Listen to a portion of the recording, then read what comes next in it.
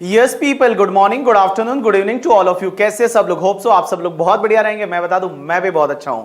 तो आज हम रिवाइज करने वाले एक topic that is the TDS and TCS, जो कि अमेंडमेंट से भरपूर है। बहुत सारे अमेंडमेंट है। तो आने वाले 1 से 1.5 घंटे तक आप अपने ईयरफोन है वो लगा ले और बेस्ट एक्सपीरियंस के लिए ईयरफोन लगा के रखे, जिससे कि आपको सब चीजें समझ में आती रहे। तो स्टार्ट करते हैं ये टॉपिक। सबसे पहली चीज, सर टीडीएस कब काटा जाता है? जब कोई भी इनकम होती है वो टैक्सेबल होती है रिसीवर के हाथ में। अगर कोई इनकम है वो एग्जेम्प्ट है रिसीवर के हाथ में, तो उस केस में टीडीएस काटने की जरूरत नहीं है। बट क्वेश्चन ये आता है, सर टीडीएस कौन से टाइम पे काटा जाता है? मिस टीडीएस है वो टीडीएस कौन से टाइम पे काटा जाता है? क्रेडिटिंग द पार्टी के टाइम पे या एक्चुअल पेमेंट के टाइम पे? तो मैं बता दूं, crediting the party means books में एंट्री करना, और एक्चुअल पेमेंट मतलब पैसा रोकड़ा देना। तो टीडीएस कब काटा जाएगा? At the time of payment और crediting the party whichever is earlier. जो दोनों में से अर्लियर वाला इवेंट होता है उस टाइम पे टीडीएस काटा जाता है। लेकिन एक बात बताओ बेटा, उसके टोटल आपके 6 एक्सेप्शन है। कितने एक्सेप्शन है? 6। यहां पे टोटल 6 एक्सेप्शन है जहां पे टीडीएस काटा जाता है only at the time of payment. या तो सैलरी है तो सैलरी के केस में, उसके बाद एम्प्लॉय प्रोविडेंट फंड का अगर कोई पैसा मिलता है उसके केस में, विनिंग के केस में, लाइफ इंश्योरेंस पॉलिसी का मैच्योरिटी है उस केस में, या फिर compulsory acquisition of any asset उस पर कंपनसेशन मिलता है उस केस में, या फिर बैंक से आप कैश विड्रॉ करते हो 1 करोड़ से ज्यादा। जो बैंक से कैश विड्रॉ करते हो 1 करोड़ से ज्यादा, तो ये टोटल आपके 6 एक्सेप्शनल केसेस ऐसे हैं जिसमें एक्चुअल पेमेंट होगा तभी टीडीएस कटेगा। क्रेडिट के टाइम पे टीडीएस काटने की जरूरत नहीं है। अब एक और चीज समझना, सर टीडीएस में जितनी भी रेट रहेगी, जैसे 2%, 5%, 10%, 15%, मान लो 20-30%, सर ये जितनी भी रेट रहती है वो फ्लैट रेट रहती है या उसमें health and education cess surcharge जोड़ना पड़ेगा? तो मैं बता दूं, जितनी भी रेट होगी वो फ्लैट रेट होगी। जितनी भी रेट होगी वो फ्लैट रेट होगी। आपको जैसे 2% बोला है तो 2% से टीडीएस काटना है, 10% बोला है तो 10% से टीडीएस काटना है। लेकिन 2 केस में आपको health and education cess surcharge consider करना पड़ेगा। एक तो अगर सैलरी का पेमेंट करते हो, जब भी आप अपने एम्प्लॉय को सैलरी का पेमेंट करोगे तो पेमेंट के टाइम पे टीडीएस काटना है। उसमें क्या करना है आपको, नॉर्मल स्लैब रेट से जब आप टैक्स निकालोगे तो उसमें आपको सरचार्ज अगर लगता है तो सरचार्ज ऐड करोगे, हेल्थ एंड एजुकेशन सेस आपको ऐड करना पड़ेगा और उसके बाद आप टीडीएस काटोगे। और दूसरा, अगर किसी नॉन रेजिडेंट फॉरेन कंपनी को पेमेंट किया जा रहा है, आप किसी भी नॉन रेजिडेंट फॉरेन कंपनी को पेमेंट करोगे तो उस केस में आपको सरचार्ज है वो surcharge as well as health and education cess है वो कंसीडर करना पड़ेगा। सरचार्ज आप तभी कंसीडर करोगे जो पेमेंट किया जा रहा है। सपोज इंडिविजुअल को किया जा रहा है और 50 लाख से ज्यादा है तो उस केस में सरचार्ज कंसीडर करोगे, otherwise health and education cess है वो हमेशा आपको कंसीडर करना पड़ेगा। अब एक और चीज समझना, सर अगर मान लो आगे वाला जो पर्सन है पेई ने अपना पेन नंबर नहीं दिया, तो सेक्शन 206AA ये बोलती है कि उसका टीडीएस कौन सी रेट से कटेगा? जो भी टीडीएस की रेट है और 20% व्हिचएवर इज हायर। अगर पेई ने अपना पेन नंबर नहीं दिया, means payee not furnishes PAN number, in that case TDS is required to be deducted at the whatever rate prescribe in the section और 20% व्हिचएवर इज हायर। लेकिन guys एक चीज ध्यान रखना, अगर सेक्शन 194O लगती है, सेक्शन 194O कौन सी है? ई कॉमर्स से रिलेटेड है, अपन पढ़ेंगे, that is the new section. तो अगर ई कॉमर्स से रिलेटेड 194O लगती है तो वहां पे 20% की जगह 5% हो जाएगा। वहां 20% की जगह 5% होगा, मींस व्हाटएवर रेट गिवन और 5% whichever is higher. You got my point और नॉट? यस। अब एक और चीज समझना, ये जो सेक्शन है तुम्हारी 206AA ये नहीं लगेगी। 206AA है वो नॉन रेजिडेंट पे नहीं लगेगी। अगर कोई नॉन रेजिडेंट है और फॉरेन कंपनी है और उसको स्पेसिफिक इनकम होती है, कौन कौन सी? या तो इंटरेस्ट की इनकम होती है, या रॉयल्टी की इनकम होती है, या फीस फॉर टेक्निकल सर्विस की इनकम होती है, या डिविडेंड की इनकम होती है, या कोई भी कैपिटल असेट ट्रांसफर करने पे कैपिटल गेन होता है, तो उस केस में नॉन रेजिडेंट को पेन लेने की जरूरत नहीं। नॉन रेजिडेंट ने पेन नंबर नहीं दिया तो भी बेटा ये सेक्शन नहीं लगेगी। तो मैंने क्या बोला? All people just pay attention. जो भी पेई होता है उस पेई को अपना पेन नंबर देना पड़ता है। अगर उसने पेन नंबर नहीं दिया तो pair will deduct the TDS at the rate whatever rate given in the section या फिर 20% whichever is higher। बट बेटा ये सेक्शन नहीं लगेगी अगर नॉन रेजिडेंट फॉरेन कंपनी पे ही है और उसको जो इनकम मिलता है या तो इंटरेस्ट का मिलता है, डिविडेंड का मिलता है, रॉयल्टी का मिलता है, फीस फॉर टेक्निकल सर्विस का मिलता है, या कोई भी कैपिटल असेट ट्रांसफर किया था उस पर कैपिटल गेन हो रहा है, तो उस केस में ये सेक्शन नहीं लगेगी। वो पेन नंबर नहीं देगा तो भी चलेगा, लेकिन बेटा कुछ इंफॉर्मेशन उसको देनी पड़ेगी। एक तो उसका name, email ID, contact number देना पड़ेगा। जिस कंट्री में वो रहता है, जिस कंट्री का वो रेजिडेंट है, वहां का उसको एड्रेस देना पड़ेगा। उसके बाद में उस कंट्री का अगर रेजिडेंट है, उसके पास टीआरसी है, अगर टैक्स रेजिडेंसी सर्टिफिकेट, तो वो उसको देना पड़ेगा। अगर टैक्स रेजिडेंसी सर्टिफिकेट नहीं है, मान लो उसके पास वहां का पैन नंबर है, वो देना पड़ेगा। वहां का पैन नंबर नहीं है तो वहां का कोई भी ऐसा आइडेंटिफिकेशन नंबर देना पड़ेगा जिससे वो वहां पे आइडेंटिफाई किया जाता है। तो अगर ये चीजें दे देता है तो उस केस में बेटा उस पे सेक्शन 206 है वो नहीं लगेगी। यू गॉट माई पॉइंट और नॉट? यस। अब एक और चीज समझना सर, अगर एक बात बताओ कि पेयर ने पेमेंट कर दिया और पेयर ने टीडीएस नहीं काटा, पेयर ने पेमेंट कर दिया, पेयर ने टीडीएस नहीं काटा, तो पेई क्या ऐसा बोल सकता है कि पेयर ने टीडीएस नहीं काटा तो अब मैं भी गवर्नमेंट को टैक्स भरने के लिए लायबल नहीं हूं? नहीं। अगर पेयर ने टीडीएस नहीं काटा तो उस केस में जो पेई रहेगा, जो पैसा रिसीव करता है, उसको टैक्स है वो गवर्नमेंट को डायरेक्टली पे करना पड़ेगा, ऐसा सेक्शन 191 में बोला हुआ है। उसके बाद में हम एक एक सेक्शन है वो चालू करते हैं और सबसे पहली सेक्शन है 192। 192 is related to the TDS on salary. Sir salary के केस में अपन हमेशा सेक्शन पढ़ेंगे, उसमें 3 पॉइंट पढ़ेंगे। सबसे पहले पेयर कौन होना चाहिए, पेई कौन होना चाहिए, रेट क्या होनी चाहिए और एडिशनल पॉइंट क्या है। तो सबसे पहले पेयर कौन होना चाहिए? Pair is any person that is the employer. पेई कौन होना चाहिए? एम्प्लॉय होना चाहिए that is the any person. अब एक और चीज समझना, एम्प्लॉय में अगर रेजिडेंट है या नॉन रेजिडेंट है, टीडीएस यहीं पे कटेगा। नॉन रेजिडेंट पर्सन को सैलरी दिया जा रहा है, टीडीएस है वो 192 में ही कटेगा। कौन सी रेट से कटेगा? सर स्लैब रेट से कटेगा। तो इस पर्टिकुलर सेक्शन में टीडीएस जो काटा जाता है वो स्लैब रेट से काटा जाता है। अब एक और चीज समझना एडिशनल पॉइंट में कि सर क्वेश्चन ये आता है कि अगर मान लो एम्प्लॉय है, एम्प्लॉय की कुछ अदर इनकम भी है, तो अदर इनकम का डिटेल अगर एम्प्लॉय एम्प्लॉयर को देता है तो क्या एम्प्लॉयर कंसीडर करेगा? Answer is yes. अगर एम्प्लॉय ने अदर इनकम का डिटेल दिया तो एम्प्लॉयर को कंसीडर करना पड़ेगा। अगर एम्प्लॉय ने कोई लॉसेस का डिटेल दिया तो क्या एम्प्लॉयर कंसीडर करेगा? आंसर इज ना बाबा ना। लेकिन there is one exception that is the loss from house property. अगर हाउस प्रॉपर्टी के लॉस का डिटेल अगर एम्प्लॉय ने एम्प्लॉयर को दिया तो यहां पे एम्प्लॉयर को कंसीडर करना पड़ेगा। अगर डिडक्शन का डिटेल दिया तो क्या एम्प्लॉयर कंसीडर करेगा? Answer is yes. अगर डिडक्शन का डिटेल दिया तो एम्प्लॉयर को कंसीडर करना पड़ेगा। तो इसका मतलब यह हुआ, एक बात बताओ, अगर एम्प्लॉय ने अदर इनकम का डिटेल दिया एम्प्लॉयर कंसीडर करेगा, लॉसेस का डिटेल दिया कंसीडर नहीं करेगा, हाउस प्रॉपर्टी का लॉसेस है कंसीडर करेगा, डिडक्शन का डिटेल दिया तो एम्प्लॉयर कंसीडर करेगा और उसको कंसीडर करने के बाद उसका टीडीएस है वो टीडीएस काटेगा। यू गॉट माय पॉइंट और नॉट? यस। अब एक और चीज समझना, अगर कोई एम्प्लॉय है वो एक से ज्यादा जगह काम करता है, साइमल्टेनियसली 2 जगह काम करता है, या फिर एक जगह जॉब छोड़कर और दूसरी जगह उसने ज्वाइन किया है, तो उसके पास ऑप्शन है कि उसको जो भी दूसरे एम्प्लॉयर से सैलरी मिला था या उसने जितना टीडीएस काटा, या फिर जो तुम्हारा पहले वाला एम्प्लॉयर था उसने जितना सैलरी मिला था वहां से जितना टीडीएस काटा, उसका डिटेल वो दूसरे वाले एम्प्लॉयर को दे सकता है, जिससे कि दूसरा वाला एम्प्लॉयर उस सैलरी को एज वेल एज टीडीएस को कंसिडर करने के बाद टीडीएस काटेगा। यू गॉट माई पॉइंट और नॉट? यस। अब एक और चीज समझना, बहुत बार क्या होता है कि जो नॉन मॉनेटरी परक्यूजिट रहता है, non monetary perquisite means facility, जैसे car facility, hotel facility, bike facility, that is called non monetary perquisite.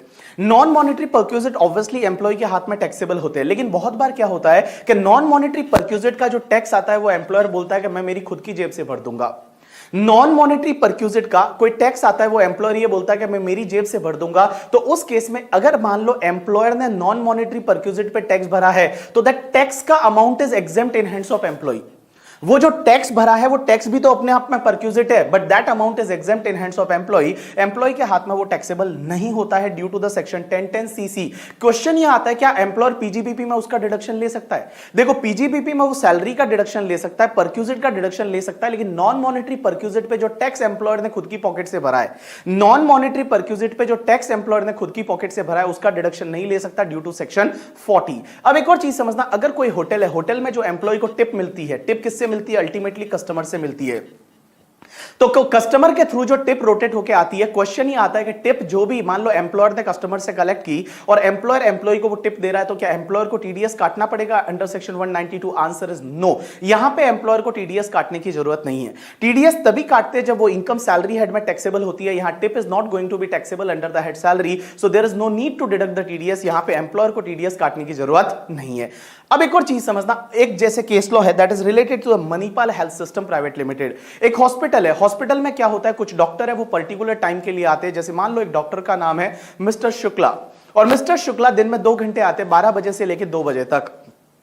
और वो 2 घंटे में क्या करते हैं, जितने भी पेशेंट रहते हैं उनको वो देखते हैं और उनको जो रेम्यूनरेशन मिलता है वो पर पेशेंट मिलता है। जैसे एक पेशेंट को दिखा तो उनको 500 मिलेगा, 2 को देखा 1000 मिलेगा, 10 को देखा तो 5000 मिलेगा, लेकिन उनका हिसाब है वो मंथली होता है। अब क्वेश्चन ये आता है कि उनको जो भी रेम्यूनरेशन मिल रहा है ये सैलरी में जाएगा, टीडीएस 192 में कटेगा या फिर 194J में कटेगा? राइट आंसर इज 194J में कटेगा। यहां पे जो डॉक्टर है उनके बीच में और उस हॉस्पिटल के बीच में कोई एम्प्लॉय एम्प्लॉयर का रिलेशनशिप नहीं है। There is no employee employer relationship between that hospital and that doctor और हॉस्पिटल के बीच में there is no employee employer का relationship, because यहां पे पीएफ ईएसआई वगैरह भी कुछ भी उनके नाम पे नहीं है। तो उस केस में गाइस जो टीडीएस है वो टीडीएस यहां पे जो है 194J में कटेगा, ना कि 192 में। यू गॉट माय पॉइंट और नॉट? यस। उसके बाद में नेक्स्ट सेक्शन पे आते हैं, दैट इज द 192A।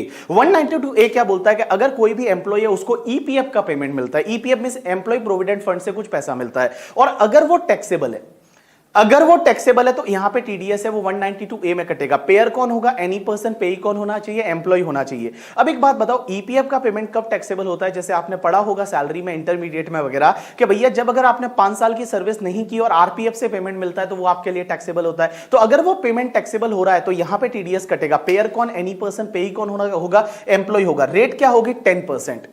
यहां पे रेट 10% है। अब एक और चीज समझना, यहां पे टीडीएस तभी कटेगा जब जो पेमेंट मिल रहा है ना वो 50,000 रुपीज या उससे ज्यादा है। मींस 50,000 रुपीज या उससे ज्यादा है। अगर 50,000 रुपीज से कम है तो उस केस में टीडीएस काटने की जरूरत नहीं, और वो पेमेंट मिल रहा है अगर वो एग्जेम्प्ट है तो भी टीडीएस काटने की जरूरत नहीं।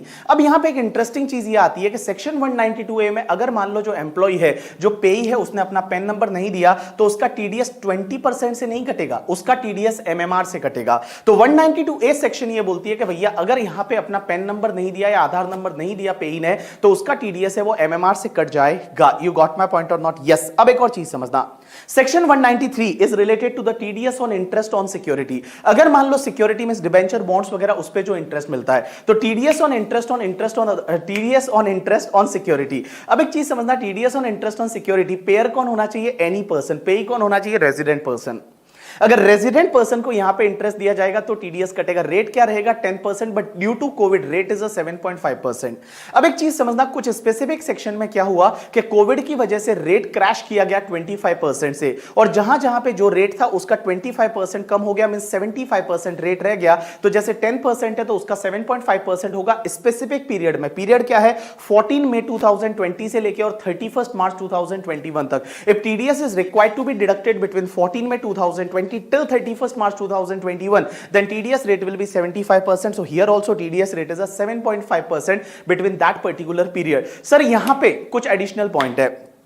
पहला पॉइंट ये कि अगर कोई भी डीमैट सिक्योरिटीज है तो उस पे टीडीएस नहीं कटेगा। अगर डीमैट सिक्योरिटी है, डीमटेरियलाइज फॉर्म में जो सिक्योरिटी है उस पे इंटरेस्ट मिलता है तो उस पे आपका टीडीएस है वो नहीं कटेगा। अब एक और चीज समझना, अगर इंटरेस्ट दिया जा रहा है वो किसी भी एलआईसी को दिया जा रहा है, जीआईसी को दिया जा रहा है या किसी इंश्योरेंस कंपनी को दिया जा रहा है। जैसे आई कैन टेक एग्जांपल कि एलआईसी ने रिलायंस के बॉन्ड्स में इन्वेस्ट किया था और रिलायंस जो है अब एलआईसी को इंटरेस्ट दे रहा है, तो उस केस में टीडीएस काटने की जरूरत नहीं है। अब एक और चीज समझना, अगर कोई भी गवर्नमेंट सिक्योरिटी रहेगी तो उस पर टीडीएस नहीं काटा जाएगा। जो भी गवर्नमेंट सिक्योरिटी रहेगी वो गवर्नमेंट सिक्योरिटी पे टीडीएस काटने की जरूरत नहीं है, लेकिन इसके 2 एक्सेप्शन है करके, ठीक है। पहला एक्सेप्शन तो ये कि अगर मान लो तुम्हारा 8% सेविंग टैक्सेबल बॉन्ड्स है 2003 वाला, 8% सेविंग टैक्सेबल बॉन्ड्स है 2003 वाला, या फिर 7.75% टैक्सेबल बॉन्ड्स है 2018 वाला, और ये आरबीआई के बॉन्ड है, तो उस केस में इस पे अगर आपको इंटरेस्ट मिलता है वो 10,000 से ज्यादा है तो उस केस में टीडीएस कट जाएगा। अब एक चीज समझना, यहां पे एक floating rate of interest bonds और इशू किया 2020 वाला। आरबीआई ने एक फ्लोटिंग रेट ऑफ इंटरेस्ट वाला जो है बॉन्ड्स 2020 वाला इशू किया, यहां पे भी टीडीएस कटेगा, ऐसा आरबीआई के नोटिफिकेशन में लिखा हुआ है, बट इनकम टैक्स में अभी तक कुछ अमेंडमेंट किया नहीं है। तो आप आईसीआई का मॉड्यूल देखोगे तो उसमें ये फ्लोटिंग वाला नहीं है, बट आरबीआई का जो नोटिफिकेशन था उसमें लिखा हुआ है कि इस पे जो है वो टीडीएस कटेगा अगर 10,000 से ज्यादा का इंटरेस्ट है तो मैंने क्या बोला कि देखो, गवर्नमेंट के जो भी सिक्योरिटी रहेगी उस पे टीडीएस नहीं कटेगा। जो गवर्नमेंट की सिक्योरिटी रहेगी वो गवर्नमेंट की सिक्योरिटी पे टीडीएस नहीं कटेगा, बट इसके 2 एक्सेप्शन आप ऐसे याद रखोगे। पहला तो 8% सेविंग टैक्सेबल बॉन्ड्स 2003 वाला, या 7.75% सेविंग टैक्सेबल बॉन्ड्स 2018 वाला जो है, और इस पे अगर आपको जो इंटरेस्ट मिलता है वो 10,000 से ज्यादा का है तो उस केस में टीडीएस आपका कट जाएगा। यू गॉट माय पॉइंट और not? Yes. Now next section is 194। 194 is a TDS on dividend. अगर आपको कोई भी डिविडेंड मिलता है तो डिविडेंड पे टीडीएस काटेगा। पेयर कौन होना चाहिए? Domestic company.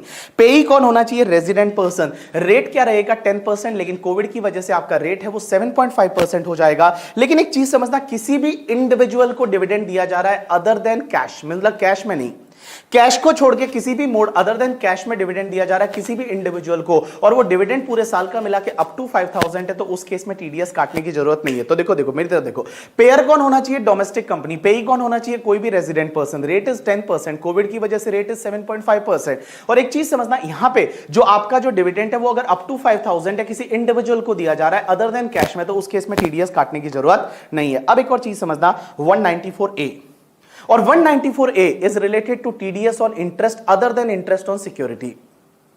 जो इंटरेस्ट ऑन सिक्योरिटी है, सिक्योरिटी को छोड़ के कोई भी दूसरा इंटरेस्ट है, जैसे बैंक एफडी का इंटरेस्ट एंड ऑल, तो उस पे टीडीएस इस पर्टिकुलर सेक्शन में कटेगा। सबसे पहली चीज सर, पेयर कौन होना चाहिए? मैं बोलूंगा एनी पर्सन, लेकिन यहां पे एक चीज ध्यान रखना, इंडिविजुअल एचयूएफ कोई भी किसी को इंटरेस्ट दे रहा है, अगर कोई इंडिविजुअल एचयूएफ पेयर है तो उसको टीडीएस तभी काटना है जब लास्ट ईयर में उसका टर्नओवर 1 करोड़ से ज्यादा था इन केस ऑफ बिजनेस, या ग्रॉस रिसिट 50 लाख से ज्यादा था in case of profession. Otherwise individual HUF जब भी इंटरेस्ट दे रहा है किसी को, उसको टीडीएस काटने की जरूरत नहीं है। जैसे मैं एक एग्जांपल लेता हूं, all people just pay attention. जैसे मैं हूं, तो मैंने क्या किया, किसी को इंटरेस्ट दिया, मैं इंडिविजुअल हूं, मैंने किसी को इंटरेस्ट दिया, किसी से लोन लिया था, मैंने किसी को इंटरेस्ट दिया, तो मैं जब इंटरेस्ट दे रहा हूं तो मुझे आगे वाले का टीडीएस काटना है या नहीं, that depends on my last year का टर्नओवर एंड ग्रॉस रिसिट। अगर मैं बिजनेस कर रहा हूं, मेरा लास्ट ईयर का टर्नओवर 1 करोड़ से ज्यादा था, तो उस केस में मेरे को इस साल टीडीएस काटना है, या प्रोफेशन में हूं तो लास्ट ईयर का ग्रॉस रिसिट 50 लाख से ज्यादा था तो ही इस साल टीडीएस काटना है, अदरवाइज टीडीएस काटने की जरूरत नहीं है। तो all people just pay attention. यहां पे मैं पेयर क्या बोलूंगा? पेयर पहले तो मैं बोलूंगा any person, but individual HUF को टीडीएस तभी काटना है जब लास्ट ईयर का टर्नओवर 1 करोड़ से ज्यादा था या ग्रॉस रिसिट 50 लाख से ज्यादा था। अगर मान लो ये नहीं था तो उस केस में टीडीएस काटने की जरूरत नहीं है। एग्जांपल के लिए मेरी वाइफ है, तो मेरी वाइफ कोई बिजनेस नहीं कर रही, घर पे बैठी है, मजे कर रही है करके, ठीक है, मान लो हम मतलब घर संभाल रही है वो। अब एक बात समझना, तो उसका कोई बिजनेस नहीं है, तो मेरी वाइफ ने अगर किसी को इंटरेस्ट दिया तो टीडीएस काटने की जरूरत नहीं है। यू गॉट माय पॉइंट और नॉट? यस। अब एक और चीज समझना, पेई कौन होना चाहिए? पेई is a resident person. Rate क्या रहेगा? 10% रहेगा, लेकिन कोविड की वजह से यहां पे रेट है वो 7.5% हो गया। 7.5% बिटवीन 14 मई 2020 टिल 31 मार्च 2021। अब एक और चीज समझना सर, टीडीएस इंटरेस्ट पे तभी काटना है जब आप किसी भी पर्सन को इंटरेस्ट दे रहे हो और पूरे साल का इंटरेस्ट मिला के 5000 से ज्यादा है। If that interest is more then 5000 तभी टीडीएस काटना है, अदरवाइज टीडीएस काटने की जरूरत नहीं है। दूसरी चीज, अगर कोई भी बैंक या कोऑपरेटिव बैंक या पोस्ट ऑफिस किसी को इंटरेस्ट दे रही है, बैंक, कोऑपरेटिव बैंक या पोस्ट ऑफिस किसी को इंटरेस्ट दे रही है, तो टीडीएस तभी काटना है अगर वो इंटरेस्ट पूरे साल का मिला के 40,000 रुपए से ज्यादा है। मैंने क्या बोला? बैंक, कोऑपरेटिव बैंक या पोस्ट ऑफिस किसी को इंटरेस्ट दे रही है तो टीडीएस तभी काटना है जब वो इंटरेस्ट है वो पूरे साल का मिला के 40,000 रुपए से ज्यादा है। इफ अप टू 40,000 है तो टीडीएस नहीं काटना। एंड अगर सीनियर सिटीजन पेई है तो दिस लिमिट विल बी 50,000। अगर सीनियर सिटीजन पे ही है तो ये लिमिट 50,000 हो जाएगी। 50,000 से ज्यादा है, सीनियर सिटीजन को इंटरेस्ट दिया तो ही टीडीएस काटना है, अदरवाइज टीडीएस काटने की जरूरत नहीं है। अब एक और चीज समझना सर, ये लिमिट जो है 40,000 50,000 की bank, cooperative bank, post office से, ये लिमिट पर बैंक वाइज देखी जाएगी या पर ब्रांच वाइज देखी जाएगी? जैसे I can take example, HDFC bank के Kandivali branch, Borivali branch and Malad branch, तीनों एचडीएफसी बैंक है। कांदिवली, बोरीवली एंड मलाड, 3 ब्रांच में मेरी एफडी है और तीनों ब्रांच से मुझे 15,000 का इंटरेस्ट मिल रहा है। क्या बैंक मेरा टीडीएस काटेगी? आंसर इज यस, बिकॉज अगर कोई भी बैंक है वो कोर बैंकिंग सॉल्यूशन फॉलो करती है, कोर बैंकिंग सॉफ्टवेयर फॉलो करती है, तो ये जो लिमिट है ये लिमिट बैंक वाइज देखी जाएगी, ना कि ब्रांच वाइज। तो यहां पे एचडीएफसी बैंक की 3 ब्रांच है, but ultimately HDFC bank is paying interest 45,000, so yes they are required to deduct TDS, वो मेरा टीडीएस काटेंगे। लेकिन अगर मान लो 3 अलग अलग बैंक की ब्रांच होती, जैसे बोरीवली में एचडीएफसी का ब्रांच, कांदिवली में आईसीआईसीआई का ब्रांच एंड मान लो मलाड में इंडसइंड का ब्रांच, और उनसे मुझे 15-15 हजार का इंटरेस्ट मिलता, तो उस केस में टीडीएस है वो नहीं कटता। यू गॉट माय पॉइंट और नॉट? यस। अब एक और चीज समझना, बहुत बार क्या होता है कि बैंक क्या करती है, अपनी माइक्रो मॉनिटरिंग पर्पस के लिए एवरीडे एक सस्पेंस अकाउंट में इंटरेस्ट डालती है। एवरीडे एक सस्पेंस अकाउंट में इंटरेस्ट डालती है। सस्पेंस अकाउंट मतलब वो अपने इंटरनल मॉनिटरिंग पर्पस के लिए क्या करते हैं, एवरीडे इंटरेस्ट कैलकुलेट करते हैं। जैसे फॉर एन एग्जांपल कि राकेश झुंझुनवाला बड़ा पैसे वाला है, उसका एक बैंक में एफडी है और एफडी है मान लो 50 करोड़ का, तो एवरी डे वो बैंक क्या करती है, इंटरेस्ट कैलकुलेट करती है कि आज एफडी में इतना इंटरेस्ट हुआ, इतना हुआ, और वो एक क्या करती है, एक सेपरेट अकाउंट में डालते हैं पैसे को। मतलब बैंक है वो सेपरेट अकाउंट में उस पैसे को पार्क करते हैं। तो क्वेश्चन यहां पे ये आता है कि टीडीएस कब करता है, जब आप क्रेडिटिंग द पार्टी और payment whichever is earlier. तो क्या सेपरेट अकाउंट में डालना, it will be treated as crediting the party. तो यहां पे सीबीडीटी का सर्कुलर है, सीबीडीटी बोलती है कि no, it won't be treated as crediting the party. यहां पे हर दिन टीडीएस काटने की जरूरत नहीं, टीडीएस काटना है as per the terms of the FD. जैसे मान लो यहां पे एफडी पे इंटरेस्ट आपको क्वार्टरली मिलने वाला है, तो क्वार्टरली जब भी आपके अकाउंट में क्रेडिट होगा तो क्वार्टरली टीडीएस काटना पड़ेगा, एवरीडे टीडीएस काटने की जरूरत नहीं है। अब एक और चीज समझना, कुछ केसेस ऐसे हैं जहां पे टीडीएस नहीं कटेगा, कुछ केसेस ऐसे हैं जहां पे टीडीएस नहीं कटेगा। एक तो सेविंग बैंक का इंटरेस्ट कितना भी हो, बचत खाता जो सेविंग बैंक है, सेविंग बैंक का इंटरेस्ट कितना भी हो उसमें टीडीएस नहीं कटेगा। दूसरा, इनकम टैक्स का आपको रिफंड मिलता है और रिफंड पे 244A का इंटरेस्ट मिलता है, उस पे टीडीएस नहीं कटता। एक बात समझना, ये सिर्फ रेजिडेंट के लिए सेक्शन है। अगर नॉन रेजिडेंट को इनकम टैक्स रिफंड पे इंटरेस्ट मिलेगा उस पे टीडीएस कटेगा, रेजिडेंट को इनकम टैक्स रिफंड का इंटरेस्ट मिला उस पे टीडीएस नहीं कटेगा। अब एक और चीज समझना, अगर आप इंटरेस्ट जो दे रहे हो वो इंटरेस्ट आप किसी बैंक को दे रहे हो या एलआईसी को दे रहे हो या यूटीआई को दे रहे हो या किसी इंश्योरेंस कंपनी को दे रहे हो तो टीडीएस काटने की जरूरत नहीं। मींस आप इंटरेस्ट बैंक को दे रहे हो, एलआईसी को दे रहे हो, यूटीआई को दे रहे हो, किसी इंश्योरेंस कंपनी को दे रहे हो, तो उस केस में टीडीएस है, वो टीडीएस काटने की जरूरत नहीं है। अब एक और चीज समझना, अगर कोई कोऑपरेटिव सोसाइटी है, कोऑपरेटिव बैंक नहीं है, कोऑपरेटिव सोसाइटी किसी दूसरी कोऑपरेटिव सोसाइटी को इंटरेस्ट देती है या कोऑपरेटिव सोसाइटी अपने मेंबर को इंटरेस्ट देती है तो टीडीएस काटने की जरूरत नहीं है। मैंने क्या बोला, अगर कोई कोऑपरेटिव सोसाइटी है वो किसी दूसरी कोऑपरेटिव सोसाइटी को इंटरेस्ट देती है या अपने मेंबर को इंटरेस्ट देती है तो उस केस में टीडीएस काटने की जरूरत नहीं है। लेकिन इस बार एक अमेंडमेंट है कि जो कोऑपरेटिव सोसाइटी इंटरेस्ट दे रही है, अगर उस कोऑपरेटिव सोसाइटी का लास्ट ईयर का टर्नओवर या ग्रॉस रिसीट 50 करोड़ से ज्यादा है, उस कोऑपरेटिव सोसाइटी का लास्ट ईयर का टर्नओवर या ग्रॉस एसेट है वो 50 करोड़ से ज्यादा है और इंटरेस्ट दिया जा रहा है वो 40,000 या 50,000 से ज्यादा है, सीनियर सिटीजन के केस में 50,000 और अदर केस में 40,000। तो मैंने क्या बोला, कोऑपरेटिव सोसाइटी है उसका लास्ट ईयर का टर्नओवर है वो 50 करोड़ से ज्यादा है और जो इंटरेस्ट दिया जा रहा है वो 40,000 या 50,000 से ज्यादा है, तो उस केस में टीडीएस है वो इस सेक्शन में काटना पड़ेगा। अब एक और चीज समझना, जो पोस्ट ऑफिस की स्कीम होती है, पोस्ट ऑफिस की स्कीम किसान विकास पत्र, इंदिरा विकास पत्र, पोस्ट ऑफिस मंथली अकाउंट करके, ठीक है, और national saving certificate as well as the post office recurring deposits, उस पर टीडीएस काटने की जरूरत नहीं है। अब एक और चीज समझना, एक और चीज जो इसमें लिखी हुई नहीं है, एक होता है मोटर क्लेम ट्राइब्यूनल के हिसाब से अगर आपको कोई कंपनसेशन मिलता है। मैंने क्या बोला, मोटर क्लेम ट्राइब्यूनल के हिसाब से आपको कोई कंपनसेशन मिलता है और उस कंपनसेशन पे इंटरेस्ट क्रेडिट होता है, तो इंटरेस्ट क्रेडिटिंग के टाइम पे टीडीएस नहीं काटना। If any compensation is awarded as per the tribunal of motor accidental claim tribunal, motor accidental claim tribunal के इंटरेस्ट अगर उन कंपनसेशन पे इंटरेस्ट क्रेडिट होता है तो eight the time of credit TDS काटने की जरूरत नहीं है। Eight the time of payment TDS तभी काटना है जब वो इंटरेस्ट 50,000 से ज्यादा है। मींस अगर मान लो इंटरेस्ट पे किया जा रहा है and if that interest is more than 50,000 then only TDS is required to be deducted, otherwise TDS काटने की जरूरत नहीं है। तो मैंने क्या बोला, इफ मोटर क्लेम ट्रिब्यूनल के हिसाब से अगर आपको कोई कंपनसेशन अवार्ड होता है और वो कंपनसेशन पे अगर कोई इंटरेस्ट है, वो इंटरेस्ट का क्रेडिटिंग के टाइम पे टीडीएस नहीं काटना है, पेमेंट के टाइम पे टीडीएस तभी काटना है जब वो इंटरेस्ट 50,000 से ज्यादा है। उसके बाद next section is 194B। B मतलब बड़े लोग। बड़े लोग पैसा कहां डालते हैं, लॉटरी में। लॉटरी में तो आपका जो winning from lottery, crossword puzzles, game show वगैरह है, वहां पे टीडीएस 194B में कटेगा। पेयर कौन होगा, एनी पर्सन, पेई कौन होगा, एनी पर्सन, रेट रहेगी 30% और टीडीएस तभी काटना है जब विनिंग आपका 10,000 से ज्यादा है। 194BB दैट इज बहुत बड़े लोग। बहुत बड़े लोग पैसा किस पे लगाते हैं, घोड़ों पे लगाते हैं, हॉर्स रेसेस पे लगाते हैं। तो हॉर्स रेसेस का विनिंग कहां पे जाएगा, 194BB में जाएगा। पेयर कौन होगा, एनी पर्सन, पेई कौन होगा, एनी पर्सन, रेट है आपका 30% और टीडीएस तभी काटना है जब विनिंग है वो आपका 10,000 से ज्यादा है। अब एक और चीज समझना, यहां पे अगर विनिंग इन काइंड है, इन काइंड का मतलब विनिंग जो है वो कैश में नहीं है, मनी में नहीं है, इन काइंड है, जैसे कार वगैरह है, तो यहां पे ऑर्गेनाइजर ऑफ विनिंग जो है, जो ऑर्गेनाइजर ऑफ विनिंग है, he has to ensure that कि tax on that winning is already paid to government, only after that he will release the winning. तो भैया जो ऑर्गेनाइजर है उसको पहले ये एंश्योर करना पड़ेगा कि टैक्स उस विनिंग पे ऑलरेडी जा चुका है, उसके बाद ही वो विनिंग को रिलीज करेगा, उससे पहले वो विनिंग को रिलीज नहीं करेगा।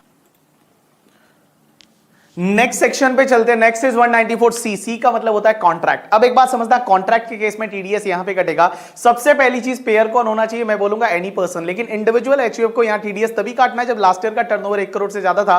बिजनेस के केस में या प्रोफेशन के केस में ग्रॉस रिसीट 50 लाख से ज्यादा थी। इसका मतलब बीवी सर की बीवी जो है उसको टीडीएस काटने की जरूरत नहीं है। बट इंडिविजुअल एचयूएफ पर टीडीएस तभी काटना पड़ेगा जब लास्ट ईयर का टर्नओवर 1 करोड़ से ज्यादा था या ग्रॉस रिसीट 50 लाख से ज्यादा थी। सर कॉन्ट्रैक्ट के केस में कॉन्ट्रैक्ट ही पेमेंट करेगा कॉन्ट्रैक्टर को, तो सर पेई कौन होना चाहिए, any resident contractor. Sir TDS की रेट क्या रहेगी? रेट डिपेंड करेगी कॉन्ट्रैक्टर पे कि कॉन्ट्रैक्टर कौन है। अगर वो कॉन्ट्रैक्टर इंडिविजुअल एचयूएफ है तो टीडीएस का रेट बोलो 1%, अगर वो अदर देन इंडिविजुअल एचयूएफ है तो 2%। मींस कॉन्ट्रैक्टर है वो इंडिविजुअल एचयूएफ है तो आपका 1%, अदर देन इंडिविजुअल एचयूएफ है तो 2%। अब एक चीज समझना, कोविड की वजह से रेट क्रैश हुआ है यहां पे भी। सो बिटवीन 14 मई 2020 से लेकर 31 मार्च 2021 के बीच में जो टीडीएस का रेट है वो 1% की जगह 0.75% हो जाएगा और 2% की जगह 1.5% हो जाएगा। अब एक चीज समझना, टीडीएस कॉन्ट्रैक्ट में तभी काटना है जब आप किसी को पेमेंट कर रहे हो या क्रेडिट कर रहे हो, सिंगल कॉन्ट्रैक्ट 30,000 से ज्यादा है या एग्रीगेट पूरे साल का मिला के 1 लाख से ज्यादा है। मैं सिंगल कॉन्ट्रैक्ट 30,000 से ज्यादा है या एग्रीगेट है वो 1 लाख से ज्यादा है, then only you required to deduct the TDS. अब एक और चीज समझना, सर यहां पे कॉन्ट्रैक्ट का मतलब क्या होता है? तो कॉन्ट्रैक्ट का मतलब आपका work contract. Work contract sir किसको बोलते हैं? Supply of labour for carrying out any work, that is called work contract. लेकिन एक चीज समझना, वर्क कॉन्ट्रैक्ट में कुछ चीजें ऐसी है जो स्पेसिफिकली इंक्लूड कर रखी है। सबसे पहले एडवर्टाइजमेंट। अगर आप एडवर्टाइजमेंट के लिए किसी को कुछ भी पेमेंट करते हो, टीडीएस 194C में कटेगा। या ब्रॉडकास्टिंग एंड टेलीकास्टिंग। अब ब्रॉडकास्टिंग टेलीकास्टिंग का मतलब होता है, ब्रॉडकास्टिंग का मतलब रेडियो पे एडवर्टाइजमेंट दिलाना और टेलीकास्टिंग का मतलब टेलीविजन पे दिलाना, दैट इज कॉल्ड टेलीकास्टिंग। अब एक चीज समझना सर, अगर किसी से कोई प्रोग्राम बनवाते हैं, जैसे मान लो बालाजी टेलीफिल्म्स के पास में गए या धर्मा प्रोडक्शन के पास में गए और हमको एड बनवाना है, तो जो प्रोडक्शन ऑफ प्रोग्राम है उस केस में भी बेटा टीडीएस 194C में कटेगा, वो भी आपके कॉन्ट्रैक्ट में माना जाएगा। उसके बाद नेक्स्ट पॉइंट आता है, that is the carriage of passenger और goods by any mode other than railway. Railway को छोड़ के किसी भी मोड से अगर मान लो आपका कैरिज ऑफ पैसेंजर और गुड्स है तो उस केस में भी टीडीएस 194C में कटेगा, रेलवे को छोड़ के, बिकॉज रेलवे गवर्नमेंट का, उसका टीडीएस काटने की जरूरत नहीं है। उसके बाद जो केटरिंग है वो केटरिंग भी यहां पे आपके कॉन्ट्रैक्ट में आ जाएगा। और उसके बाद सबसे इंटरेस्टिंग चीज जो इस साल से आई है वो ये है, पहले से है लेकिन इस साल से इसमें एक अमेंडमेंट है कि अगर कोई भी पर्सन है वो किसी भी प्रोडक्ट का मैन्युफैक्चरिंग या प्रोडक्शन करता है, किसी प्रोडक्ट या प्रोडक्ट का मैन्युफैक्चरिंग या प्रोडक्शन करता है as per the requirement of the client, means client के रिक्वायरमेंट के हिसाब से, क्लाइंट के स्पेसिफिकेशन के हिसाब से, out of the material supplied by that client और related party of that client. ये related party of that client इसी साल से ऐड किया है। तो देखो बेटा, अगर कोई भी पर्सन है वो किसी भी प्रोडक्ट का मैन्युफैक्चरिंग करता है, प्रोडक्ट का प्रोडक्शन करता है as per the client requirement, out of the material supplied और सेल बाय दैट क्लाइंट और related party of that client. और यहां रिलेटेड पार्टी का मतलब वही होगा जो सेक्शन 40 सब सेक्शन 2 में दे रखा है पीजीबीपी में। तो देखो, अगर मान लो मैं कोई भी गुड्स का प्रोडक्शन करता हूं किसी और के लिए, किसी के रिक्वायरमेंट के हिसाब से, out of the material supplied by that person या फिर related party of that person, तो उस केस में ये कॉन्ट्रैक्ट में आ जाएगा। यहां पे रिलेटेड पार्टी है वो इसी साल से यहां पे ऐड किया गया है। अब एक और चीज समझना, अगर कोई भी आपका पर्सनल पर्पस का कॉन्ट्रैक्ट है तो उस केस में टीडीएस नहीं कटेगा। जैसे आपकी शादी में किसी को केटरिंग कॉन्ट्रैक्ट दिया, टीडीएस नहीं कटेगा। आपने घर बनवाया, घर का रिपेयरिंग करवाया, तो उस केस में टीडीएस है वो टीडीएस नहीं कटेगा। अब एक और चीज समझना, अगर आप पेमेंट करते हो किसी ट्रांसपोर्टर को, किसको पेमेंट करते हो? ट्रांसपोर्टर को। और ट्रांसपोर्टर आपको एक डिक्लेरेशन देता है कि उसके पास में 10 से ज्यादा व्हीकल नहीं है। आप पेमेंट करते हो ट्रांसपोर्टर को, ट्रांसपोर्टर एक डिक्लेरेशन देता है कि उसके पास में 10 से ज्यादा व्हीकल नहीं है और वो अपना पैन नंबर आपको देता है, तो उस केस में ट्रांसपोर्टर का टीडीएस काटने की जरूरत नहीं है। अब एक और चीज समझना बेटा, सर कॉन्ट्रैक्ट में क्या अपना वर्क, कॉन्ट्रैक्ट में क्या सब कॉन्ट्रैक्ट भी आएगा? Answer is yes. जैसे मान लो एक पर्सन ने किसी को कॉन्ट्रैक्ट दिया, उसने किसी को आगे कॉन्ट्रैक्ट दिया, तो उस केस में बेटा सब कॉन्ट्रैक्ट है वो सब कॉन्ट्रैक्ट भी कॉन्ट्रैक्ट में आ जाएगा। अब एक और चीज समझना, जो जॉब वर्क की मैं अभी बात कर रहा था, वो production of product as per the client requirement, that is called job work. Job work के केस में सर एक बात बताओ, इनवॉइस जो है वो इनवॉइस में मटेरियल का प्राइस अलग से बताया हुआ, तो क्या मटेरियल पे भी टीडीएस कटेगा? Answer is no. इनवॉइस में अगर मटेरियल का प्राइस अलग से बताया हुआ है तो मटेरियल पे टीडीएस नहीं कटेगा, बाकी वाले इनवॉइस वैल्यू पे टीडीएस कट जाएगा। बट अगर मटेरियल का प्राइस सेपरेटली बताया हुआ नहीं है तो टोटल इनवॉइस वैल्यू पे टीडीएस है वो टीडीएस कट जाएगा। यू गॉट माय पॉइंट और नॉट? यस। अब एक और चीज समझना सर, एक क्लैरिफिकेशन है सीबीडीटी का, और सीबीडीटी ये बोलती है कि अगर मान लो कोई क्लाइंट है उसने एडवर्टाइजमेंट एजेंसी को पेमेंट किया, क्लाइंट है जिसने एडवर्टाइजमेंट एजेंसी को पेमेंट किया और क्लाइंट ने एडवर्टाइजमेंट एजेंसी का टीडीएस 194C में काट लिया। अब वो एडवर्टाइजमेंट एजेंसी किसी न्यूज़पेपर कंपनी को या टीवी चैनल्स को पेमेंट करती है, तो उस केस में उसका टीडीएस काटने की जरूरत नहीं। तो मैंने क्या बोला, कोई भी पर्सन है उसने एडवर्टाइजमेंट एजेंसी को पेमेंट किया, तो उस टाइम पे अगर 194C में टीडीएस काट लिया है, तो एडवर्टाइजमेंट एजेंसी जो है वो अगर मान लो किसी न्यूज चैनल या पेपर कंपनी को पेमेंट करेगी, तो उस केस में टीडीएस काटने की आगे जरूरत नहीं है। जब ऑलरेडी पहले जब क्लाइंट ने एडवर्टाइजमेंट एजेंसी को पेमेंट किया तो टीडीएस काट चुका है। अब एक एक और चीज समझना, यहां पे एडवर्टाइजमेंट एजेंसी जो है वो क्या करती है, कुछ कमीशन रिटेन करती है। जैसे मान लो क्लाइंट ने एडवर्टाइजमेंट एजेंसी को 10 लाख का पेमेंट किया था, उसने आगे 9 लाख का पेमेंट किया, 1 लाख अपने पास रिटेन करके रख लिया, तो क्या वो कमीशन माना जाएगा? 194H में टीडीएस कटेगा? Answer is no, that won't be treated as commission. 194H में टीडीएस नहीं कटेगा। लेकिन एक प्रसार भारती वाला जो केस लॉ है, वो प्रसार भारती वाले केस लॉ में वहां पे प्योर एजेंट है और उस प्रसार भारती वाले केस लॉ में टीडीएस कट जाएगा। उसके बाद में नेक्स्ट पार्ट पे चलते हैं कि सर एक बात बताओ, बहुत बार क्या होता है, जो टीवी चैनल्स होते हैं, न्यूज चैनल्स होते हैं, वो कोई प्रोग्राम बनवाने के लिए प्रोडक्शन हाउस के पास में जाते हैं।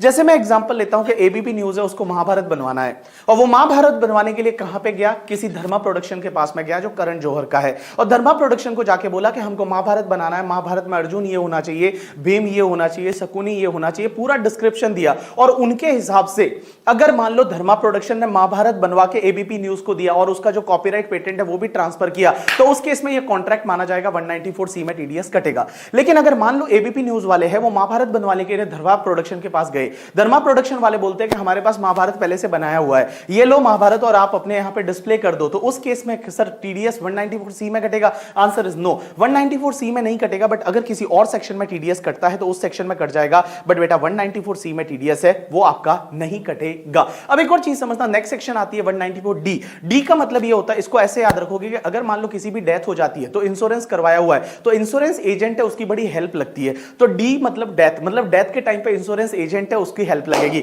तो इंश्योरेंस एजेंट को जो कमीशन मिलता है उस पे टीडीएस 194D में कटेगा। सर पेयर कौन होना चाहिए? Pair is a insurance company. पेई कौन होना चाहिए? Resident person.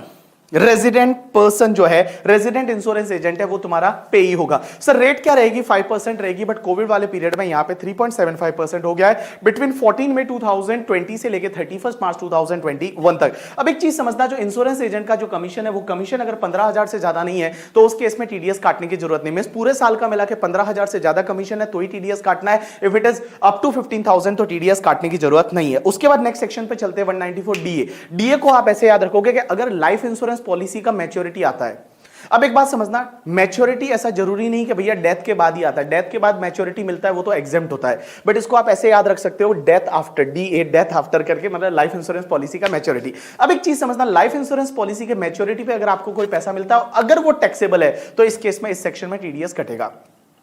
अब एक चीज समझना, लाइफ इंश्योरेंस पॉलिसी का जो मैच्योरिटी रहता है वो एग्जेम्प्ट होता है अंडर सेक्शन 1010D। एक तो कौन सा टैक्सेबल होगा? टैक्सेबल तभी होगा जब आपने प्रीमियम पे किया था, वो उस प्रिस्क्राइब लिमिट से ज्यादा पे किया था। आपको पता है डिडक्शन टॉपिक में एक लिमिट दे रखी है कि पॉलिसीज टेकन बिफोर 1/4/2012, तो प्रीमियम जो है वो 20% ऑफ पॉलिसी वैल्यू से ज्यादा नहीं होना चाहिए। अगर पॉलिसी टेकन ऑन और आफ्टर 1/4/2012, तो आपका प्रीमियम है वो 10% ऑफ पॉलिसी वैल्यू से ज्यादा नहीं होना चाहिए। 1/4/2013 के बाद में अगर किसी हैंडीकैप के लिए लिया है तो 15% ऑफ पॉलिसी वैल्यू से ज्यादा नहीं होना चाहिए। अगर वो ज्यादा है तो मैच्योरिटी टैक्सेबल होगी, और मैच्योरिटी टैक्सेबल है तो यहां पे टीडीएस कटेगा। सबसे पहली चीज सर, पेयर कौन होना चाहिए? ऑब्वियसली जो any person, that is insurance company.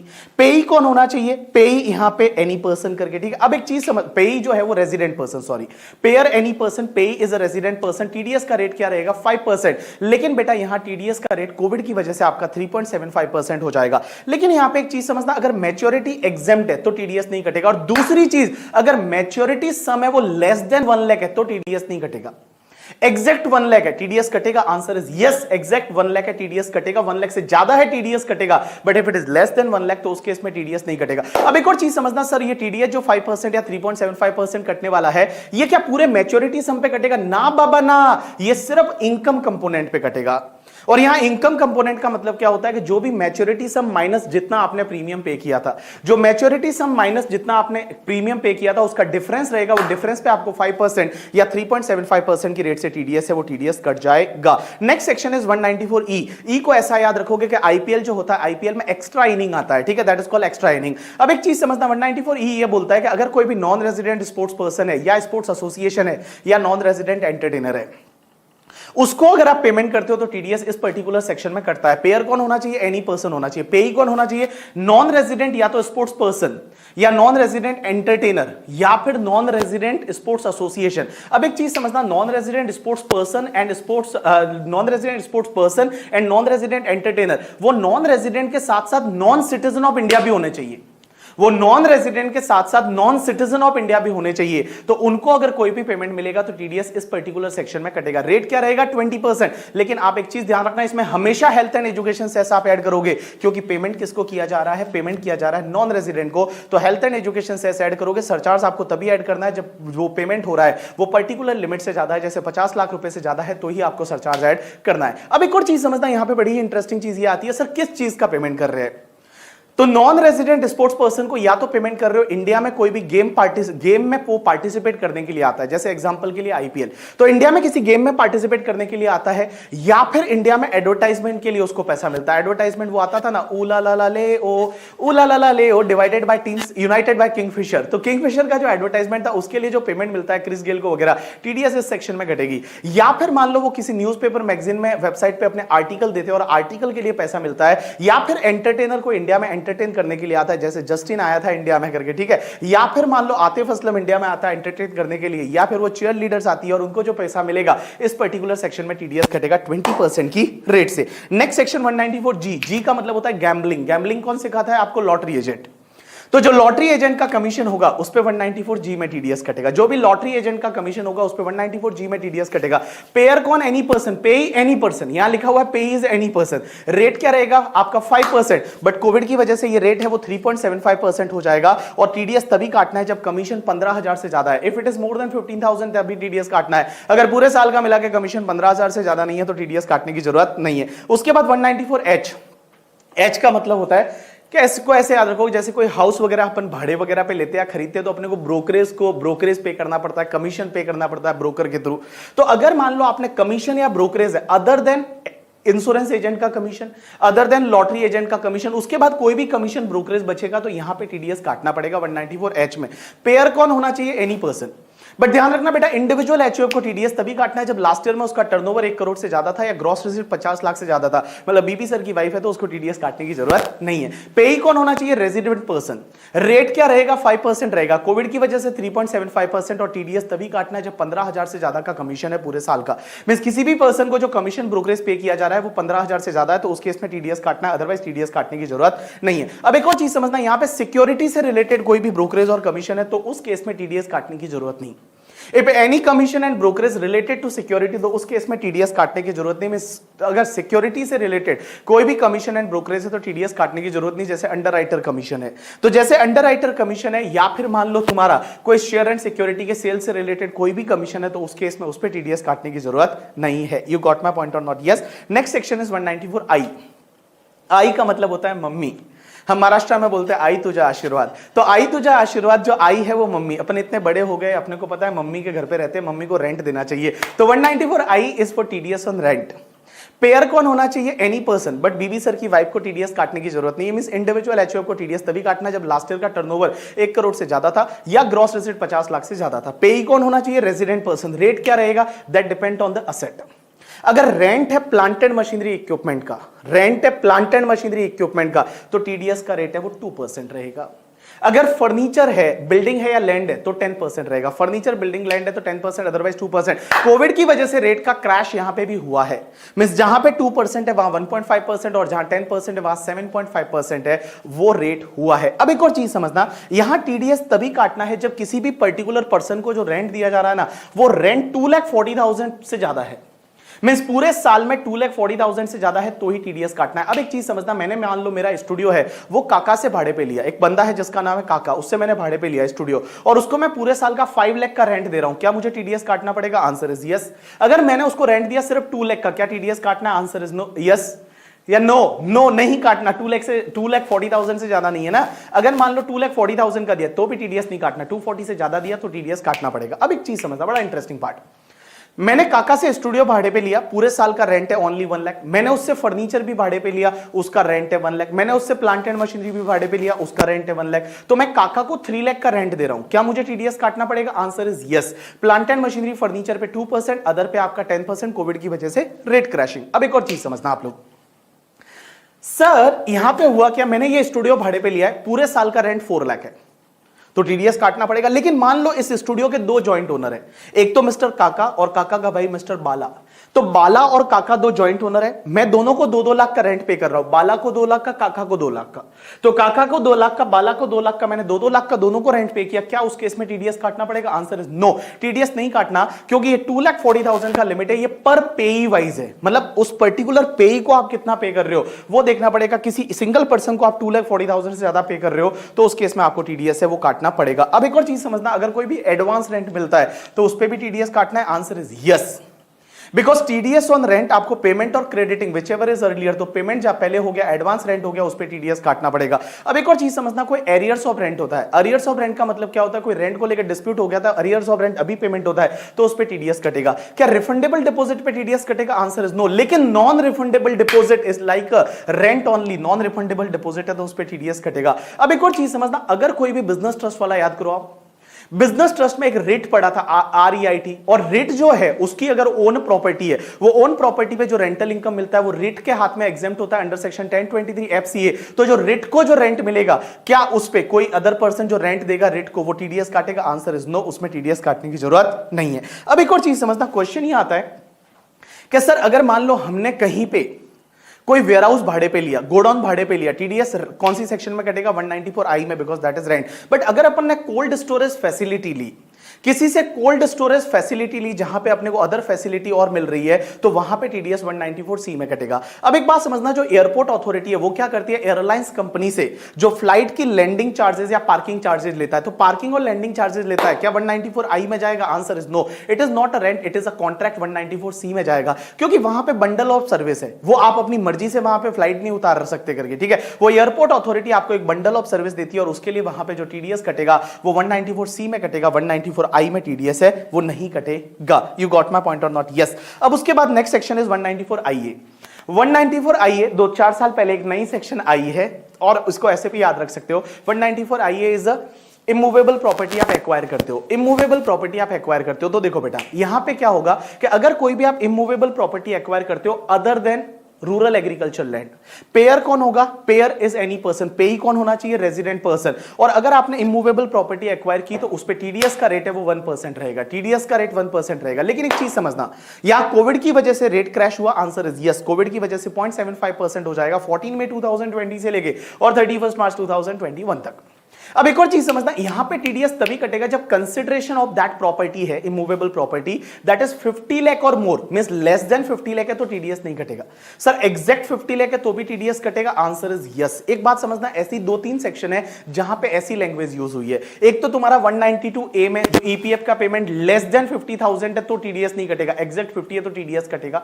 दूसरा 194DA में लाइफ इंश्योरेंस पॉलिसी का मैच्योरिटी लेस देन 1 लाख है तो टीडीएस नहीं कटेगा, एग्जैक्ट 1 लाख है तो टीडीएस कटेगा।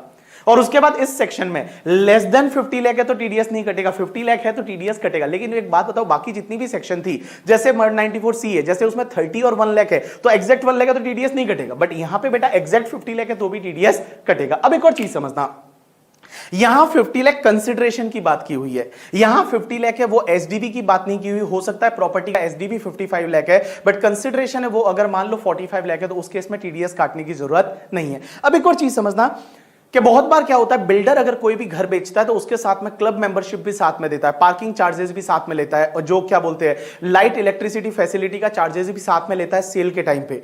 तो भैया ये 50 लाख की लिमिट देखते टाइम ये सब इंक्लूड होंगे, मींस इंसिडेंट ऑफ सेल है। अगर बिल्डर कोई भी फ्लैट वगैरह सेल करता है उसके इंसिडेंटल ये जो एक्सपेंसेस है वो अगर अपने से कलेक्ट करता है तो वो 50 लाख की लिमिट में आएगा और बेटा उस पर भी टीडीएस है वो 1% की रेट से कटेगा। Next section is 194IB। 194IB क्या बोलता है कि अगर मान लो आप इमूवेबल प्रॉपर्टी भाड़े पे लेते हो, कैसे याद रखोगे? IB इज इमूवेबल प्रॉपर्टी भाड़े पे लेते हो, पेयर कौन होना चाहिए? सिर्फ मेरी wife, that is individual HUF, जो 194I में कवर नहीं हुए थे। आपको पता है 194I वहां पे रेंट था, rent plant and machinery furniture immovable property सब था उधर। तो अब यहां पे क्या लिखा हुआ है? सिर्फ इमूवेबल प्रॉपर्टी भाड़े पे लेते हो। लेकिन पेयर में क्या लिखा है? Individual HUF। क्योंकि एक बात बताओ, इंडिविजुअल HUF कौन सा वाला? जो 194I में कवर नहीं होता। अगर वो 194I में कवर हो जाता है तो 194I में टीडीएस काटेगा, बट अगर 194I में कवर नहीं होता है तो बेटा इसको यहां पे टीडीएस काटना पड़ेगा। अगर आपने इमूवेबल प्रॉपर्टी भाड़े पे ली और पर मंथ और part of the month rent 50,000 से ज्यादा है पर मंथ और पार्ट ऑफ द मंथ है वो रेंट 50,000 से ज्यादा है तो आपको टीडीएस इस पर्टिकुलर सेक्शन में काटना पड़ेगा। तो इधर देखो, मेरी तरफ देखो, मेरी तरफ देखो। सबसे पहले पेयर कौन होना चाहिए? इंडिविजुअल एंड एचयूएफ, जो 194I में कवर नहीं होते। पेई कौन होना चाहिए? Resident person. रेट क्या रहेगा? 5%। टीडीएस का रेट कोविड की वजह से 3.75% इन पर्टिकुलर पीरियड। अब एक चीज समझना, इस पर्टिकुलर सेक्शन में टीडीएस तभी कटता है जब पर मंथ और पार्ट ऑफ द मंथ वो इमूवेबल प्रॉपर्टी का रेंट है वो 50,000 से ज्यादा है, एग्जैक्ट 50 या उससे कम है तो टीडीएस नहीं कटेगा। एक और चीज समझना, इस सेक्शन में थोड़ी यूनिक चीज है। यूनिक ये है कि टीडीएस काटना कब है। हमने बाकी सब सेक्शन में तो क्या पढ़ा हुआ है कि जब भी पेमेंट और क्रेडिट व्हिचएवर इज अर्लियर हर महीने काटेंगे, लेकिन यहां पे एक चीज ध्यान रखना, ये सेक्शन बोलती है कि टीडीएस काटना है only at the time of crediting और payment of the last month of the rent. Means जब भी आप लास्ट महीने का रेंट पे करोगे या क्रेडिट करोगे तभी टीडीएस काटना है। लास्ट मंथ का रेंट आप पे करोगे या क्रेडिट करोगे तभी आपको टीडीएस काटना है। आपको हर महीने टीडीएस काटने की जरूरत नहीं है। मींस लास्ट मंथ का रेंट है, जब आप पे करते हो या क्रेडिट करते हो उसी टाइम आपको टीडीएस काटना है। Last month of the year या last month of the tenancy. जैसे last month of the year is a March and last month of the tenancy, मान लो आपने दिसंबर में घर खाली कर दिया तो दिसंबर जो है वो last month of the tenancy रहेगा करके, ठीक है। अब एक और चीज समझना, लास्ट मंथ का जो रेंट है वो क्रेडिट या पे करोगे तब टीडीएस काटना है। अब एक चीज समझना, हुआ क्या इसमें, अगर मान लो पेई ने अपना पेन नंबर नहीं दिया तो पेई ने पेन नंबर नहीं दिया तो आप टीडीएस 20% से काटोगे। लेकिन एक चीज समझना, अगर पेई ने अपना पेन नंबर नहीं दिया, पेई ने अपना पेन नंबर नहीं दिया तो यहां 20% से काटोगे। लेकिन ध्यान रखना वो टीडीएस का amount last month of rent से ज्यादा नहीं होना चाहिए। जो लास्ट मंथ ऑफ रेंट है वो लास्ट मंथ ऑफ रेंट से ज्यादा नहीं होना चाहिए। That TDS amount should not be more than the last month of rent. You got my point और नॉट? यस। चलो अब एक और चीज समझना, 194IC। 194IC क्या बोलता है कि अगर मान लो वो जॉइंट डेवलपमेंट एग्रीमेंट, याद है 45(5)(a) कैपिटल गेन में पढ़ा था, बिल्डर के साथ अग्रीमेंट में एंटर करते हो, बिल्डर आपको प्रोजेक्ट बनाने के बाद कुछ फ्लैट देगा, कुछ पैसा भी देता है, तो बिल्डर अगर कुछ पैसा देता है तो टीडीएस इस सेक्शन में घटेगा।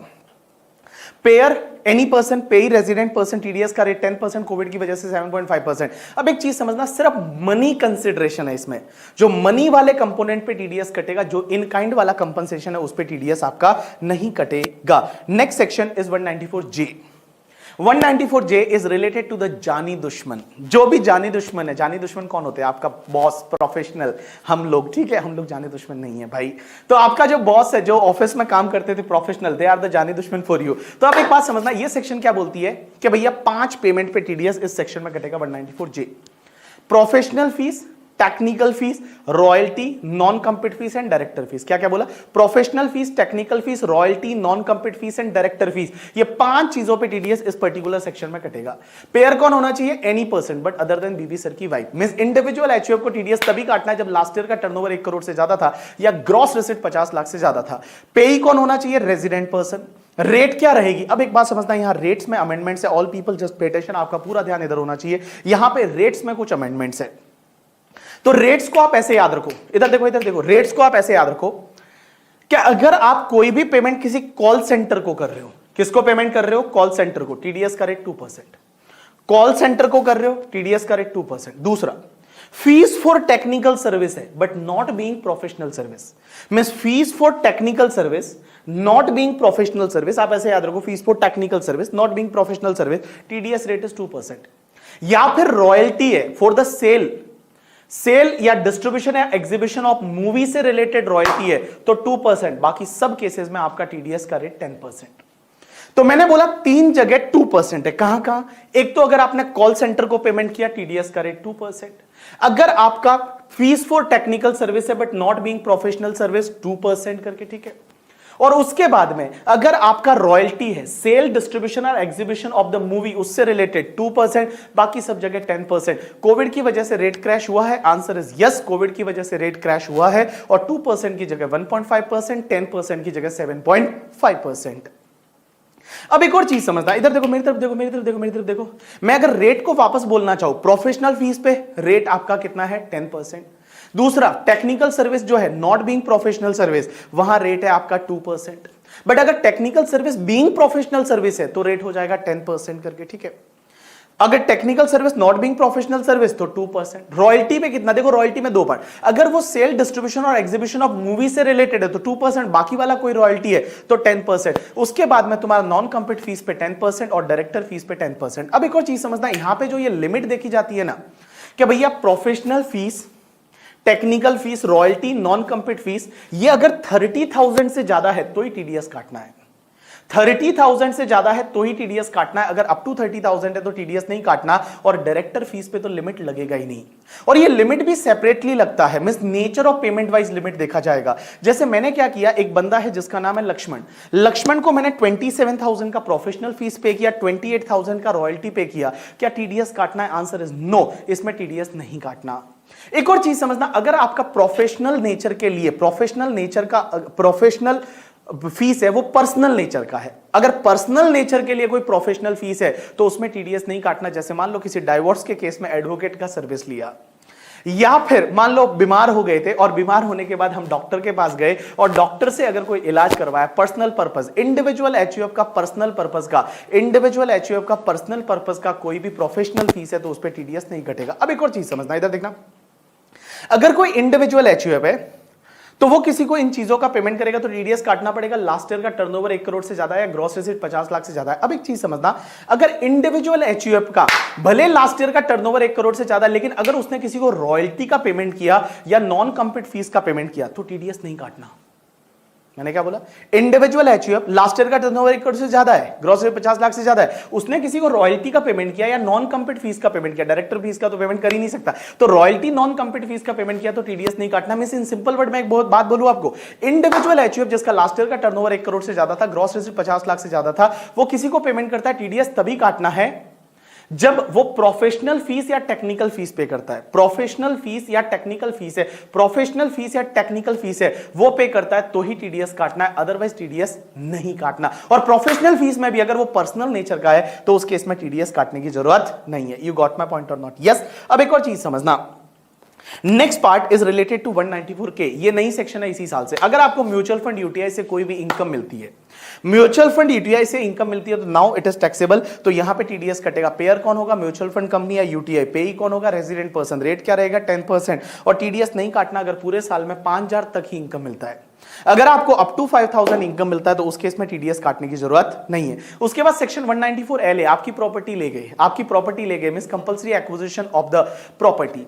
अगर आपकी प्रॉपर्टी का कंपल्सरी एक्विजिशन हो जाता है तो उस केस में जो कंपनसेशन मिलता है उस पर टीडीएस कटेगा। पेयर एनी पर्सन, पेई resident person, rate is 10%, Covid की वजह से रेट इज 7.5%। अब एक चीज समझना, टीडीएस तभी कटेगा जब कंपनसेशन आपका 2.5 लाख रुपए से ज्यादा है, मींस पूरे साल का कंपनसेशन इज अप टू 2,50,000, तो उस केस में टीडीएस काटने की जरूरत नहीं है। और अगर रूरल एग्रीकल्चर लैंड है तो उस केस में टीडीएस काटने की जरूरत नहीं है। रूरल एग्रीकल्चर लैंड है तो टीडीएस काटने की जरूरत नहीं है। बाकी कोई भी अगर कंपल्सरी एक्विजिशन होता है तो उसमें टीडीएस कटेगा। Next part is 194LB।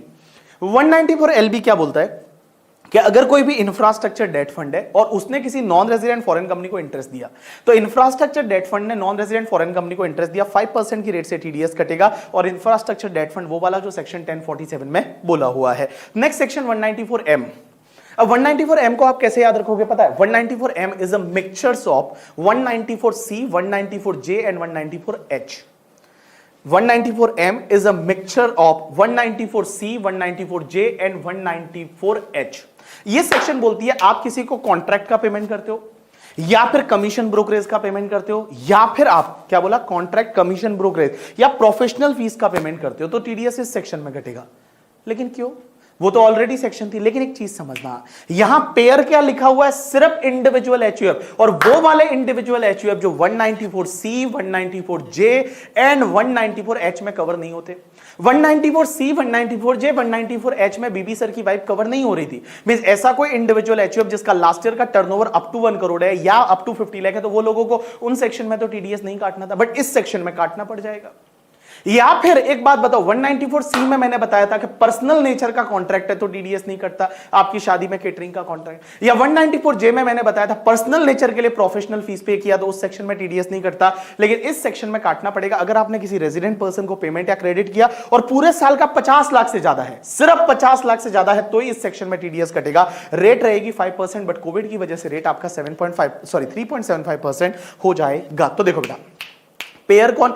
Individual HUF, जो वहां पे 194C 194H 194J में कवर नहीं हुआ। और अगर किसी भी पर्सन को आप पेमेंट कर रहे हो, रेजिडेंट पर्सन को, क्या प्रोफेशनल फीस का, कॉन्ट्रैक्ट का या कमीशन ब्रोकरेज का, और पूरे साल का मिला के जो पेमेंट किया वो 50 लाख से ज्यादा है, तो 5% की रेट से टीडीएस काट लो। कोविड की वजह से रेट 3.75% हो जाएगी। अब एक चीज समझना, जैसे एक बंदा है जिसका नाम है मिस्टर काका, काका को मैंने मान लो यहां पे प्रोफेशनल फीस का पेमेंट किया 5 लाख का, मैंने कॉन्ट्रैक्ट का पेमेंट किया 40 लाख का, 45 लाख हो गया, और 10 लाख मान लो मैंने उसको कमीशन ब्रोकरेज पे किया, टोटल 55 लाख है। क्या मुझे टीडीएस काटना पड़ेगा? Answer is yes. मींस किसी पर्टिकुलर पर्सन को जो आप पेमेंट या क्रेडिट कर रहे हो वो 50 लाख से ज्यादा है, तो उस केस में आपको टीडीएस है वो टीडीएस काटना पड़ेगा।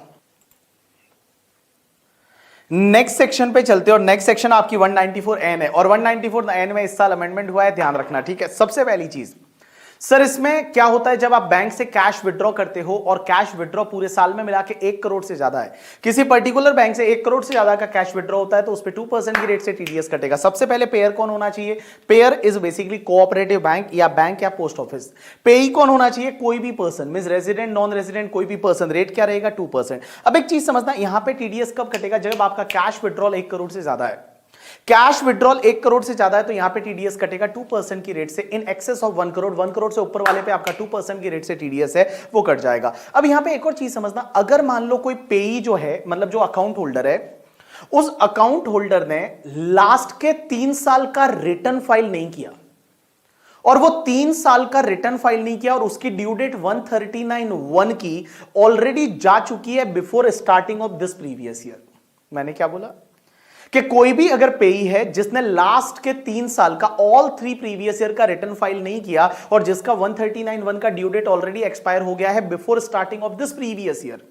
जैसे एक बात बताओ, अपना previous year is 2021, so 2021 starting is 1 अप्रैल 2020, तो 1 अप्रैल 2020 से पहले ड्यू डेट कौन से ईयर की रिटर्न फाइलिंग की जा चुकी है? 19-20 की नहीं गई।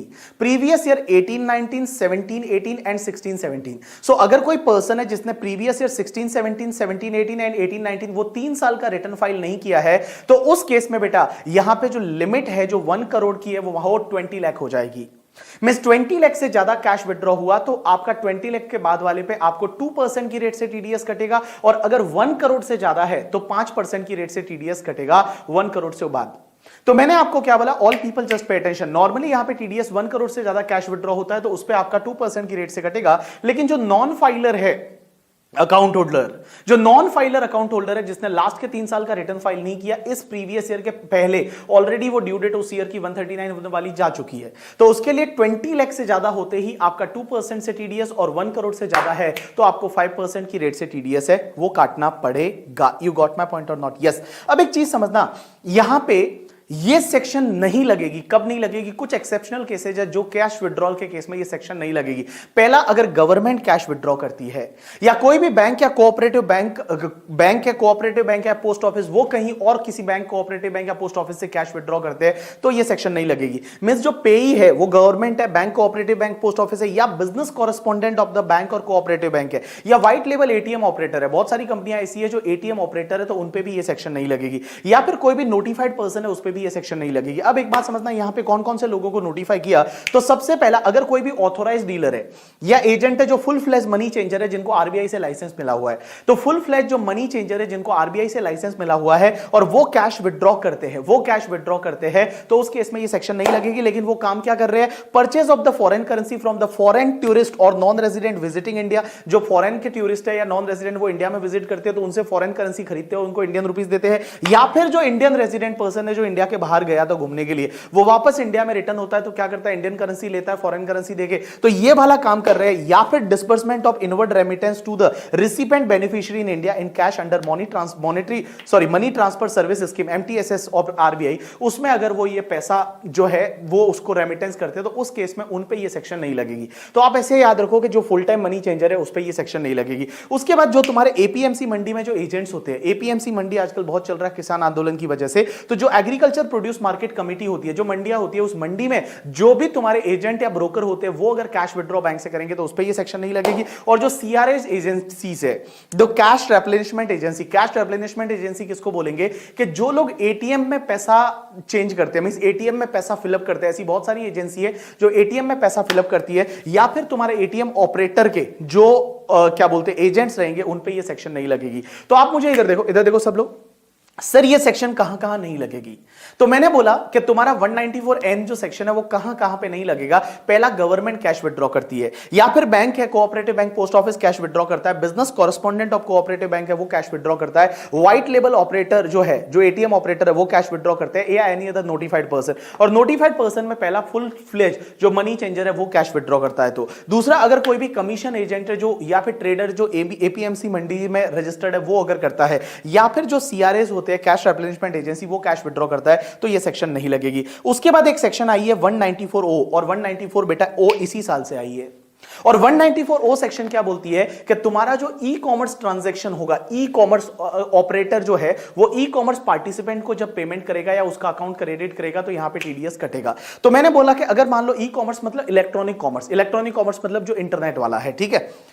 अब एक बात समझना, ये सेक्शन जो है वो 1 अक्टूबर 2020 से, ये सेक्शन ये बोलती है कि अगर कोई भी ई कॉमर्स ऑपरेटर है, ई कॉमर्स ऑपरेटर उसको बोलेंगे कि ऐसा ऑपरेटर, ऐसा पर्सन जो कोई भी वेबसाइट ओन करता है या कोई पोर्टल ओन करता है जिसके थ्रू दूसरों के गुड्स वगैरह बेचता है, that is called e commerce operator. Example के लिए अमेजॉन, या एग्जांपल के लिए फ्लिपकार्ट, तो that is called e commerce operator. अब एक बात समझना, ई कॉमर्स ऑपरेटर है वो किसी रेजिडेंट ई कॉमर्स पार्टिसिपेंट को पेमेंट करता है। ई कॉमर्स पार्टिसिपेंट का मतलब वो वाला बंदा जो अमेजॉन या फ्लिपकार्ट के थ्रू अपना गुड्स बेचता है। जैसे हम बीबी वर्चुअल से, और हम लोग क्या करते हैं, हमारी बुक जो कॉम्पैक्ट है वो मान लो यहां पे हम मेक माई डिलीवरी वेबसाइट के थ्रू बेचते हैं, या अमेजॉन के थ्रू बेचते हैं, या फ्लिपकार्ट के थ्रू बेचते हैं, तो we are the e commerce participant. तो एक बात समझना, यहां पे समझने की कोशिश करना, this section is applicable from 1 अक्टूबर 2020 से। पेयर कौन होगा यहां पे? E commerce operator. पेई कौन होगा? Resident participant. सर यहां पे रेट क्या रहेगी? 1% of the gross amount. 1% of the gross amount पे टीडीएस कटेगा, बट कोविड की वजह से यहां पे रेट है वो तुम्हारी 0.75% हो जाएगी। अब एक बात समझना, 0.75% बिटवीन आपका कब? 14 मई 2020 से लेके 31 मार्च 2021 तक। लेकिन मैं एक बात बोलूं, जब ये सेक्शन ही 1 अक्टूबर से आई है, ये सेक्शन जो है, ये सेक्शन ही अगर 1 अक्टूबर से आई है, तो ऑब्वियसली यहां 1 अक्टूबर 2020 से लेके और 31 मार्च 2021 तक आपका टीडीएस का रेट 0.75% होगा। अब एक और चीज समझना, यहां टीडीएस है वो ग्रॉस अमाउंट पे लेना है। ग्रॉस अमाउंट का मतलब क्या होता है कि जैसे I can take example, Amazon ने हमारी बुक जो सेल की वो 1 करोड़ की सेल की। उन्होंने क्या किया कि 20 लाख, मान लो 20% उनका कमीशन था, वो काटने के बाद 80 लाख का हमको पेमेंट किया। हमारा टीडीएस कितने पे कटेगा? 80 लाख पे या 1 करोड़ पे? राइट आंसर इज 1 करोड़ पे। मींस जो gross amount of the sale of goods और सर्विस है, उस ग्रॉस अमाउंट पे यहां पे टीडीएस कटेगा। अब एक और चीज समझना, बहुत बार क्या होता है कि भैया अमेजॉन ने सेल किया 1 करोड़ का, बट 1 करोड़ में से ऑलरेडी 70 लाख हमारे अकाउंट में सीधा कस्टमर से आ गया था। मींस अमेजॉन ने क्या किया, वहां हमारा अकाउंट नंबर डिस्प्ले किया था, तो स्टूडेंट ने क्या किया, वो अकाउंट नंबर से सीधा हमारे अकाउंट में पैसा डाल दिया। 70 लाख ऑलरेडी आ गया, अमेजॉन के पास 30 लाख आया, और 30 लाख में से उन्होंने पूरे 1 करोड़ पे 20 लाख टीडीएस काटने, वो सॉरी कमीशन काटने के बाद हमको 10 लाख का पेमेंट किया। My question to all of you, यहां टीडीएस सिर्फ 30 लाख पे कटेगा, पूरे 1 करोड़ पे कटेगा? राइट आंसर इज पूरे 1 करोड़ पे कटेगा। मींस अगर मान लो कोई कस्टमर है या क्लाइंट है, उससे डायरेक्टली पार्टिसिपेंट को पैसा मिल जाता है, तो लेकिन वो सेल जो यहां फैसिलिटेट करवाई थी, वो यहां पे सेल जो फैसिलिटेट हुई थी वो ई कॉमर्स ऑपरेटर ने करवाई थी, तो इस केस में पूरे ग्रॉस अमाउंट पे टीडीएस है वो कट जाएगा, भले पैसा जो है वो ऑलरेडी कस्टमर से पार्टिसिपेंट को मिल गया है। अब एक चीज समझना, यहां पे टीडीएस नहीं कटेगा एक केस में, अगर कोई ई कॉमर्स पार्टिसिपेंट है, वो ई कॉमर्स पार्टिसिपेंट इंडिविजुअल एचयूएफ है। मिस बीबी वर्चुअल्स है वो इंडिविजुअल एचयूएफ है, मान लो मिस्टर बीबी है, तो ई कॉमर्स पार्टिसिपेंट है वो इंडिविजुअल एचयूएफ है। पूरे साल का सेल जो है उस पार्टिसिपेंट का जो कर रहा है ई कॉमर्स ऑपरेटर, वो 5 लाख से ज्यादा नहीं है, और जो ई कॉमर्स पार्टिसिपेंट है वो अपना पैन नंबर या आधार नंबर दे देता है, तो उस केस में यहां पे टीडीएस काटने की जरूरत नहीं है। तो मैंने क्या बोला, 3 कंडीशन सेटिस्फाइड होगी तो टीडीएस नहीं कटेगा। सबसे पहली चीज, ई कॉमर्स पार्टिसिपेंट है वो कौन है? इंडिविजुअल एचयूएफ है।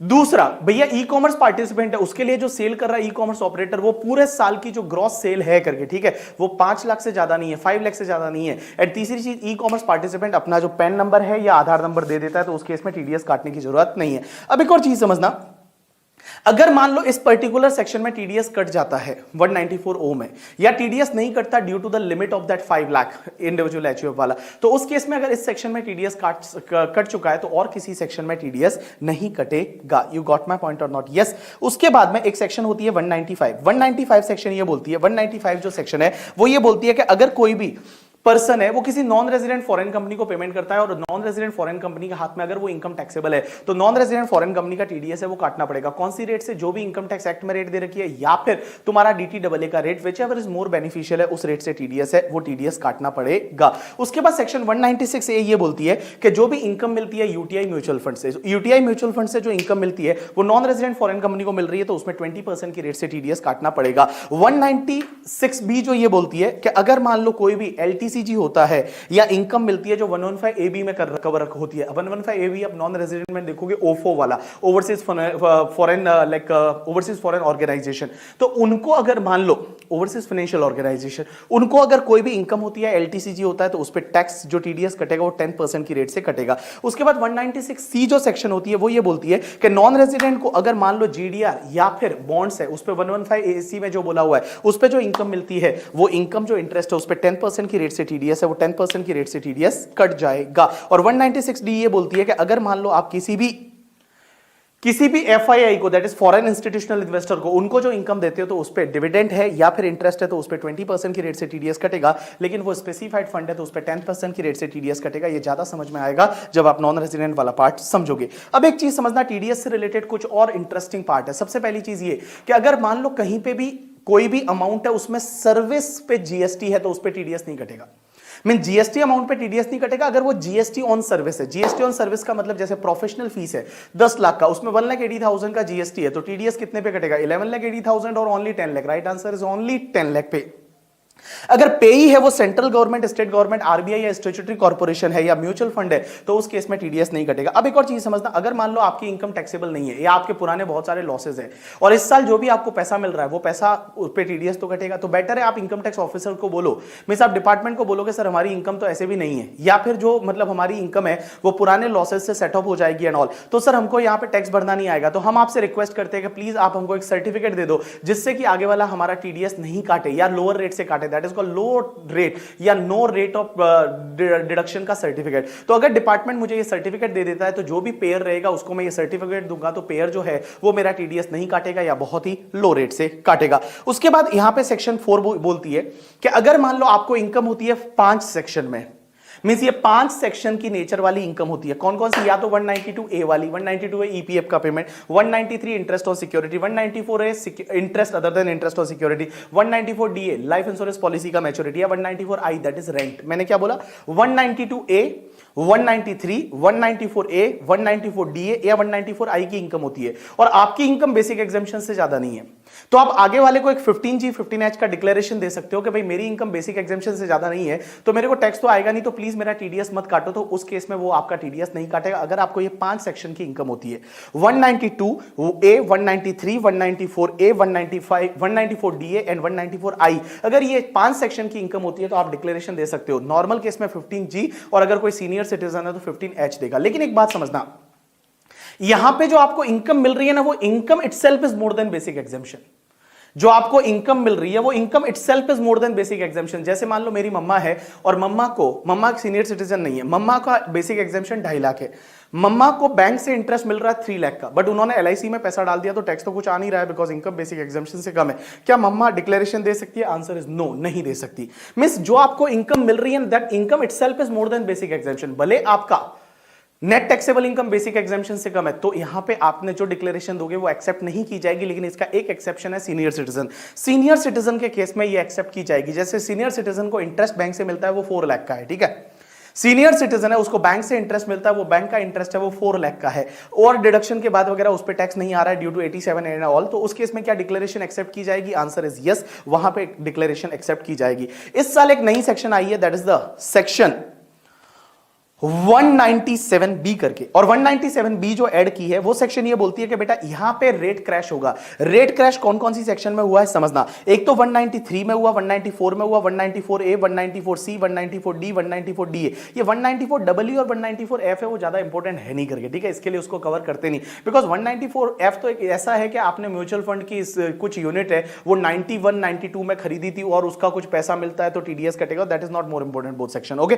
सो मैंने क्या बोला, देखो 193 194 इंटरेस्ट वाला, 194A interest on other than security, 194C contract, 194D insurance agent का कमीशन, ठीक है, 194DA that is life insurance policy का मैच्योरिटी, 194G गैम्बलिंग कौन सिखाता है, insurance agent, 194H that is commission, 194I rent, IA immovable property acquire करते हो, IB immovable property भाड़े पे लेते हो, IC वो आपका जॉइंट डेवलपमेंट एग्रीमेंट, J में जानी दुश्मन प्रोफेशनल फीस एंड ऑल, के मतलब आपका डिविडेंड वाला, not dividend, UTI mutual fund वाला करके, ठीक है, 194 था डिविडेंड वाला यहां पे। 194LA आपकी प्रॉपर्टी जो है वो कंपलसरी एक्वायर हो जाती है। 194LBA क्या होता है कि अगर कोई भी तुम्हारा, याद है 194LBA बिजनेस ट्रस्ट में अपन ने पढ़ा था कि जो बिजनेस ट्रस्ट है वो यूनिट होल्डर को जब पेमेंट करता है और रेजिडेंट यूनिट होल्डर है करके, ठीक है, तो यहां टीडीएस का रेट है वो क्रैश होगा, 10% की जगह 7.5% हो जाएगा। 194LBB क्या बोलता है कि अगर कोई इन्वेस्टमेंट फंड है वो अपने रेजिडेंट यूनिट होल्डर को पेमेंट करेगा तो 10% की जगह जो रेट है वो 7.5% हो जाएगा। और 194LBC क्या बोलता है, अगर कोई सिक्योरिटाइजेशन ट्रस्ट है वो रेजिडेंट यूनिट होल्डर को पेमेंट करेगा तो यहां पे टीडीएस का रेट क्रैश होगा, बट ये रेट क्रैश है वो सिर्फ इस पर्टिकुलर पीरियड में होगा, मींस 14 में 2020 से लेकर और 31 मार्च 2021 के बीच में अगर TDS required to be deduct था तो उस केस में 25% टीडीएस रेट का क्रैश हो जाएगा। अब एक और चीज समझना, टीडीएस का पेमेंट का ड्यू डेट क्या है, तो मैं आपको बताऊं पेमेंट का ड्यू डेट क्या है कि भैया जिस महीने में टीडीएस काटा अगले महीने की 7 तारीख तक आपको जमा करवाना है। जिस महीने में आप टीडीएस काटोगे अगले महीने की 7 तारीख तक आपको जमा करवाना है, लेकिन मार्च का टीडीएस आपको 30 अप्रैल तक जमा करवाना है। क्या बोला मैंने, मार्च का टीडीएस आपको 30 अप्रैल तक जमा करवाना है। तो मैंने क्या बोला, एक बात समझना, मैंने क्या बोला कि अगर मान लो कोई भी टीडीएस आप काटोगे अगले महीने की 7 तारीख, मार्च का टीडीएस 30 अप्रैल तक, लेकिन एक चीज समझना, अगर आपने टीडीएस काटा है 194IA में, 194IB में या 194I में, 194IA में, 194IB में, 194M में, क्या बोला मैंने, 3 सेक्शन बोली, 194IA, 194IB या 194M। 194IA क्या था, इमूवेबल प्रॉपर्टी 50 लाख या उससे ज्यादा का एक्वायर करते हो। 194IB क्या था, इमूवेबल प्रॉपर्टी भाड़े पे लेते हो, 50,000 या उससे ज्यादा का रेंट है। एंड 194M क्या था, मिक्सचर ऑफ 3 सेक्शन, 50 लाख से ज्यादा का प्रोफेशनल फीस, कमीशन एंड आपका ब्रोकरेज वो सब देते थे, ठीक है, कॉन्ट्रैक्ट वाला। तो ये 3 सेक्शन ऐसी है जिसमें आप जो टीडीएस काटोगे ना, आप तो एक तो 10 नंबर लेने की जरूरत नहीं, उन तीनों सेक्शन में आपको 10 नंबर लेने की जरूरत नहीं। और बेटा जो टीडीएस आपने इस महीने में काटा ना, अगले महीने के 30 डेज में आपको जमा करवाना है।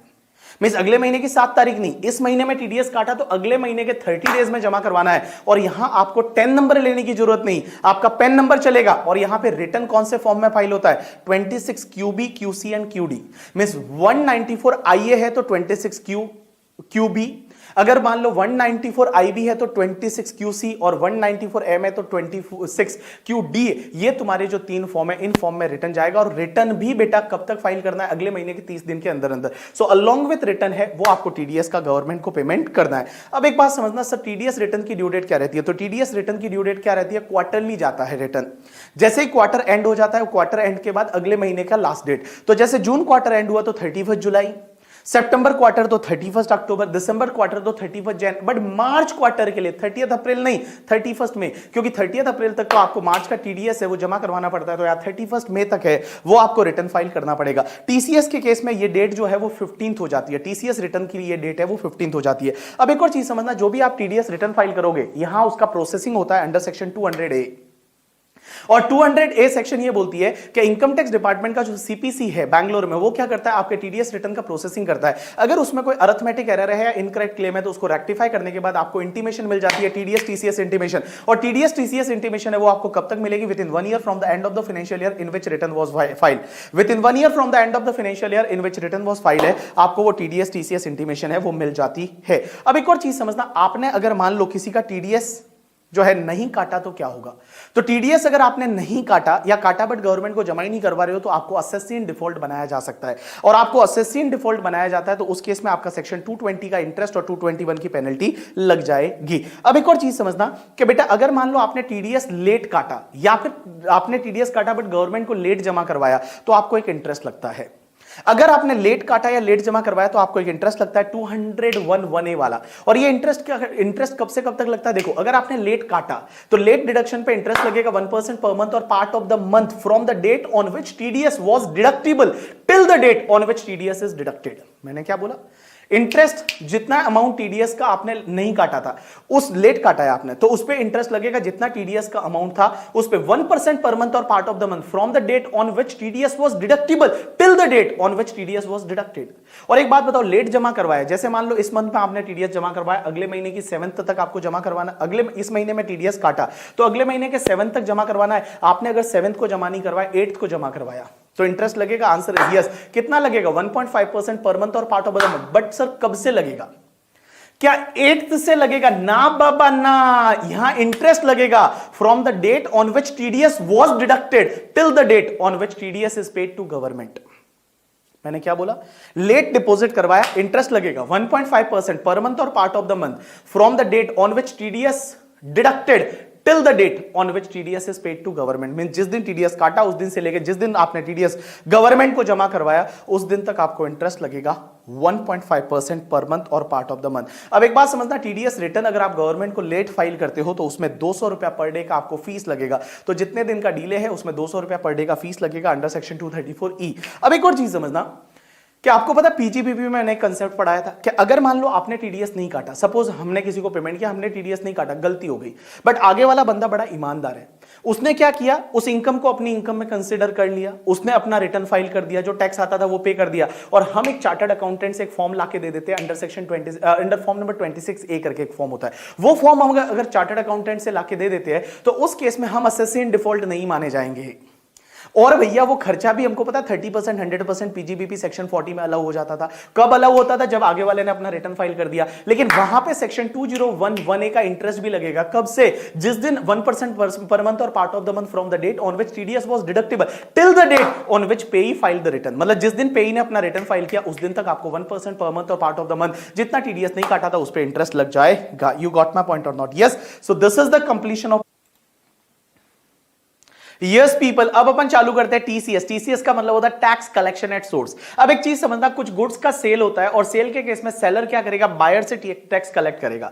सेलर क्या करेगा? बायर है, वो बायर से टैक्स कलेक्ट करेगा, दैट इज कॉल्ड टीसीएस। अब एक चीज समझना, टीसीएस कब कलेक्ट करना है? तो टीसीएस कलेक्ट करना है either at the time of debiting the party और receive the payment whichever is earlier. या तो जो पेमेंट पैसा मिलता है तब, या फिर debiting the party whichever is earlier. लेकिन इसके दो एक्सेप्शन है, एक तो तुम्हारा 2061F वाला, दैट इज मोटर व्हीकल के केस में, और एक तुम्हारा 2061H वाला। H वाला मतलब वो सेल ऑफ गुड्स इस साल से आया 50 लाख से ज्यादा वाला। ये दो केस ऐसे हैं जिसमें आपको टीसीएस कलेक्ट करना है only at the time of receipt of payment. Only at the time of the receipt of payment है वो आपको टीसीएस है वो कलेक्ट करना। तो मैंने क्या बोला, सब केसेस में टीसीएस कब कलेक्ट करोगे? Eight the time of debiting the party और पेमेंट रिसीव होता है व्हिचएवर इज अर्लियर। बट दो उसके एक्सेप्शन है, एक तो तुम्हारा 2061F वाला मोटर व्हीकल वाला, और दूसरा तुम्हारा 1H वाला, that is sale of goods 50 lakh से ज्यादा वाला। उसमें जब कंसिडरेशन मिलेगा तभी आपको टीसीएस वो कलेक्ट करना है। अब क्वेश्चन यह आता है कि सर टीसीएस है वो कौन कौन से गुड्स पे लगता है? तो सबसे पहला alcoholic liquor for human consumption. Alcoholic liquor for human consumption, बेवड़े लोगों के पीने का दारू, उस पे टीसीएस लगेगा 1% की रेट से। दूसरा तेंदू लीव्स मतलब बीड़ी पत्ता, उस पे 5% की रेट से।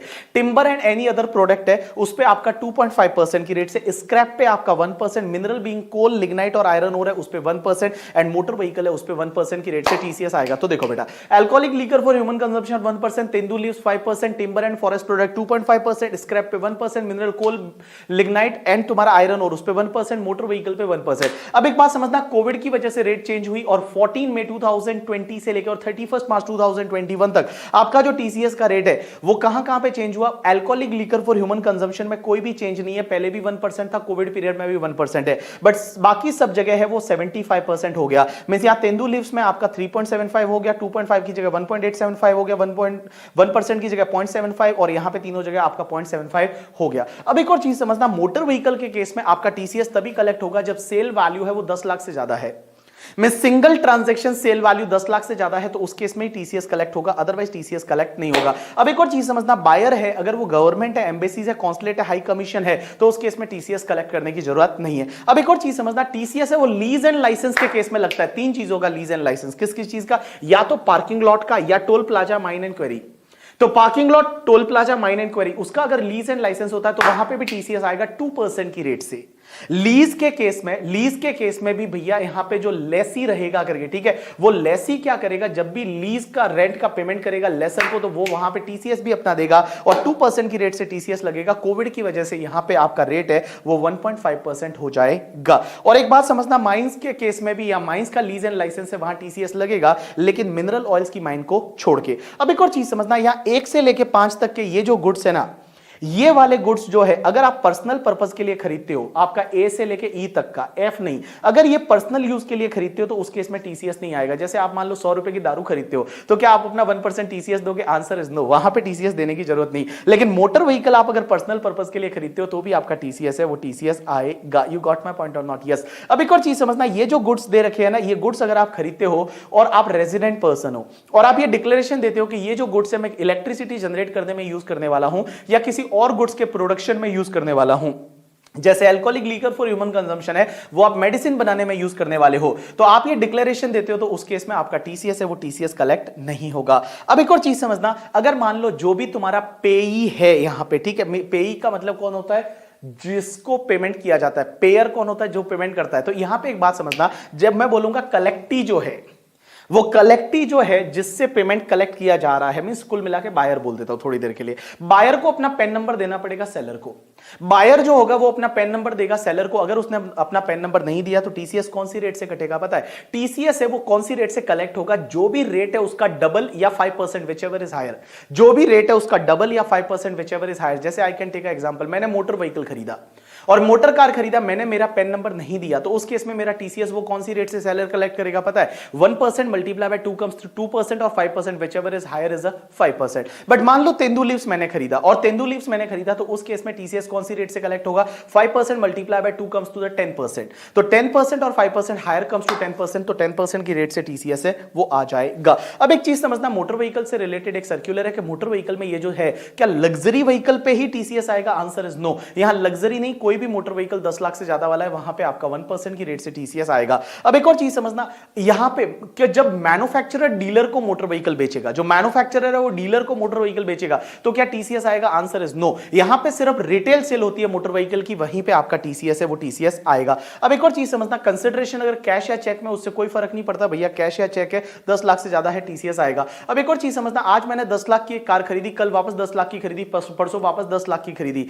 तो 3-10-10 लाख की कार खरीदी, मोर देन 10 लाख नहीं है, क्या टीसीएस आएगा? आंसर इज नो, नहीं आएगा। बस पूरे साल की सेल को एग्रीगेट नहीं करने का, यहां पे सिंगल सेल देखना पड़ेगा। अगर सिंगल सेल आपका 10 लाख से ज्यादा है तो ही टीसीएस आएगा। उसके बाद में एक और चीज समझना, एक नई सेक्शन आई है 206C1G।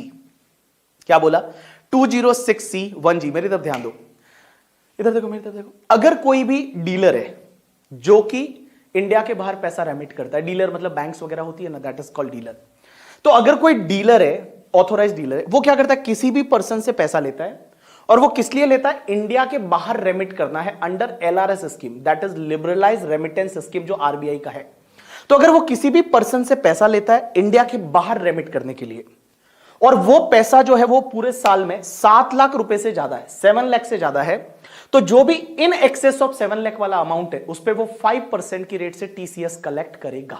तो मैंने क्या बोला? All people just pay attention, मेरी तरफ देखो, मेरी तरफ देखो।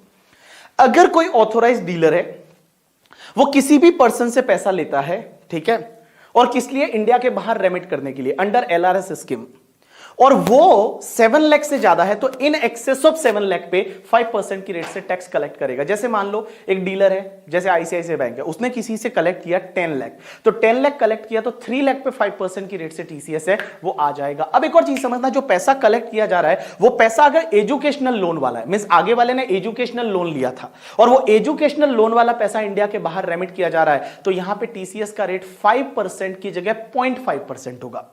टीसीएस का रेट है वो 5% की जगह 0.5% होगा। अब एक और चीज समझना, ये जो सेक्शन है, ये सेक्शन है वो 1 अक्टूबर 2020 से आई है, और यहां पे रेट क्रैश नहीं है। यहां पे 75% वाला जो रेट है वो ऐसा नहीं है कि 75% रेट लगेगा, 5 मतलब 5 और 0.5 मतलब 0.5। अब एक और चीज समझना, अगर कोई सेलर है, उसने किसी को ओटीपीपी बेचा, क्या बेचा? ओटीपीपी।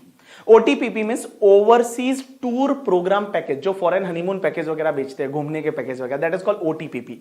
तो अगर कोई सेलर है जिसने बायर को ओटीपीपी बेचा, तो यहां पे बायर से वो 5% है वो टीसीएस कलेक्ट करेगा। कितना? 5% टीसीएस। यहां पे वो 7 लाख का लिमिट नहीं है, वो एलआरएस वाली स्कीम में 7 लाख का लिमिट था, यहां पे 5% वो 7 लाख का लिमिट नहीं है। तो देखो दो पार्ट है यहां पे, इधर देखो मेरी तरफ देखो। अगर कोई भी ऑथोराइज्ड डीलर है वो किसी भी पर्सन से एलआरएस स्कीम में इंडिया के बाहर रेमिट करने के लिए 7 लाख से ज्यादा कलेक्ट करता है, तो जो भी इन एक्सेस ऑफ 7 लाख रहेगा उस पे 5% की रेट से टीसीएस कलेक्ट करेगा। जो इन एक्सेस ऑफ 7 लाख है उस पे 5% की रेट से टीसीएस कलेक्ट करेगा। अगर वो एजुकेशनल लोन वाला पैसा था तो सिर्फ 0.5% की रेट से टीसीएस कलेक्ट करेगा। अब एक बात समझना, अगर कोई सेलर ने किसी को ओटीपीपी बेचा, that is overseas tour programme package, means foreign घूमने का, जिसमें होटल है, रहना है, जाना है, आना है, सब उसमें है, वो शामिल है, वो वाला ओटीपी बेचा, तो उससे जो पैसा कलेक्ट करेगा उसमें 5% है वो उसका टीसीएस कलेक्ट करेगा। अब एक और चीज समझना, ये सेक्शन नहीं लगेगी अगर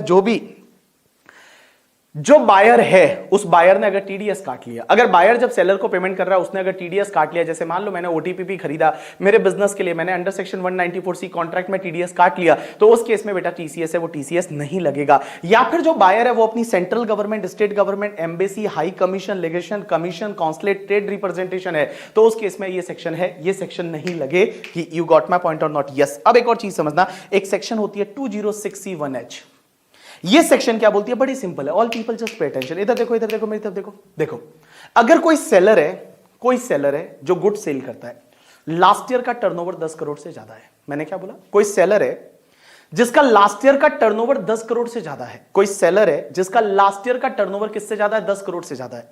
लास्ट ईयर का टर्नओवर 10 करोड़ से ज्यादा है सेलर का, और वो उसने इस प्रीवियस ईयर में अगर किसी को गुड सेल किया जो 50 लाख रुपए से ज्यादा है, तो जब भी वो कंसिडरेशन कलेक्ट करेगा तो इन एक्सेस ऑफ 50 लाख, जो इन एक्सेस ऑफ 50 लाख का कंसिडरेशन रहेगा, इन एक्सेस ऑफ 50 लाख, उस पे बेटा इन एक्सेस ऑफ 50 लाख पे 0.1% की रेट से टीसीएस कलेक्ट करेगा। तो मैंने क्या बोला? इधर देखो मेरी तरफ देखो, सेक्शन 206C1H क्या बोलता है? अगर कोई भी सेलर है जिसका लास्ट ईयर का टर्नओवर 10 करोड़ से ज्यादा है, लास्ट ईयर का टर्नओवर है वो 10 करोड़ से ज्यादा है, और वो क्या करता है? सेल करता है गुड्स, सर्विस नहीं है, गुड्स का सेल करता है किसी को, और 50 लाख से ज्यादा इस साल में सेल है, तो उसका जो कंसिडरेशन कलेक्ट होगा इन एक्सेस ऑफ 50 लाख पे बेटा 0.1% की रेट से टीसीएस आएगा। लेकिन कोविड की वजह से यहां पे रेट है वो 0.1% की जगह 0.075% हो जाएगी। जो कोविड की वजह से ये रेट है ये 0.075% है वो हो जाएगी। You got my point or not? Yes। अब एक और चीज समझना, अगर यहां पे बायर ने अपना पेन नंबर नहीं दिया, तो बायर ने पेन नंबर नहीं दिया तो टीसीएस की रेट क्या हो जाएगी? डबल और 5% whichever is higher. Double means आपका 0.1% की जगह 0.2% और 5% विच एवर इज हायर, लेकिन यहां 5% नहीं, यहां 1% आएगा। यहां 5% की जगह बेटा 1% आ जाएगा इस सेक्शन में। तो इस सेक्शन में अगर बायर ने अपना पेन नंबर नहीं दिया तो 1% की रेट से टीसीएस आएगा instead of the 0.1%। You got my point और नॉट? यस। अब एक और चीज समझना, यहां पे अगर बायर है वो central government, state government, embassy, high commission या कॉन्सुलेट, स्टेट रिप्रेजेंटेशन है, तो ये सेक्शन नहीं लगेगी। दूसरी चीज, अगर मान लो कोई भी गुड्स है वो आप इंपोर्ट कर रहे हो इंडिया के बाहर से इंपोर्ट कर रहे हो, तो ऑब्वियसली इस केस में ये सेक्शन नहीं लगेगी। उसके बाद अगर मान लो कोई भी गुड्स है वो एक्सपोर्ट किया, तो फॉरेनर से पैसा मिल रहा है, अगर आपने एक्सपोर्ट किया और फॉरेनर से पैसा मिल रहा है तो उस केस में ये सेक्शन है, ये सेक्शन नहीं लगेगी। और एक और चीज समझना, अगर बायर ने टीडीएस काट लिया है तो उस केस में टीसीएस नहीं लगेगा। अगर बायर ने पेमेंट करते टाइम टीडीएस काट लिया है तो उस केस में टीसीएस नहीं लगेगा।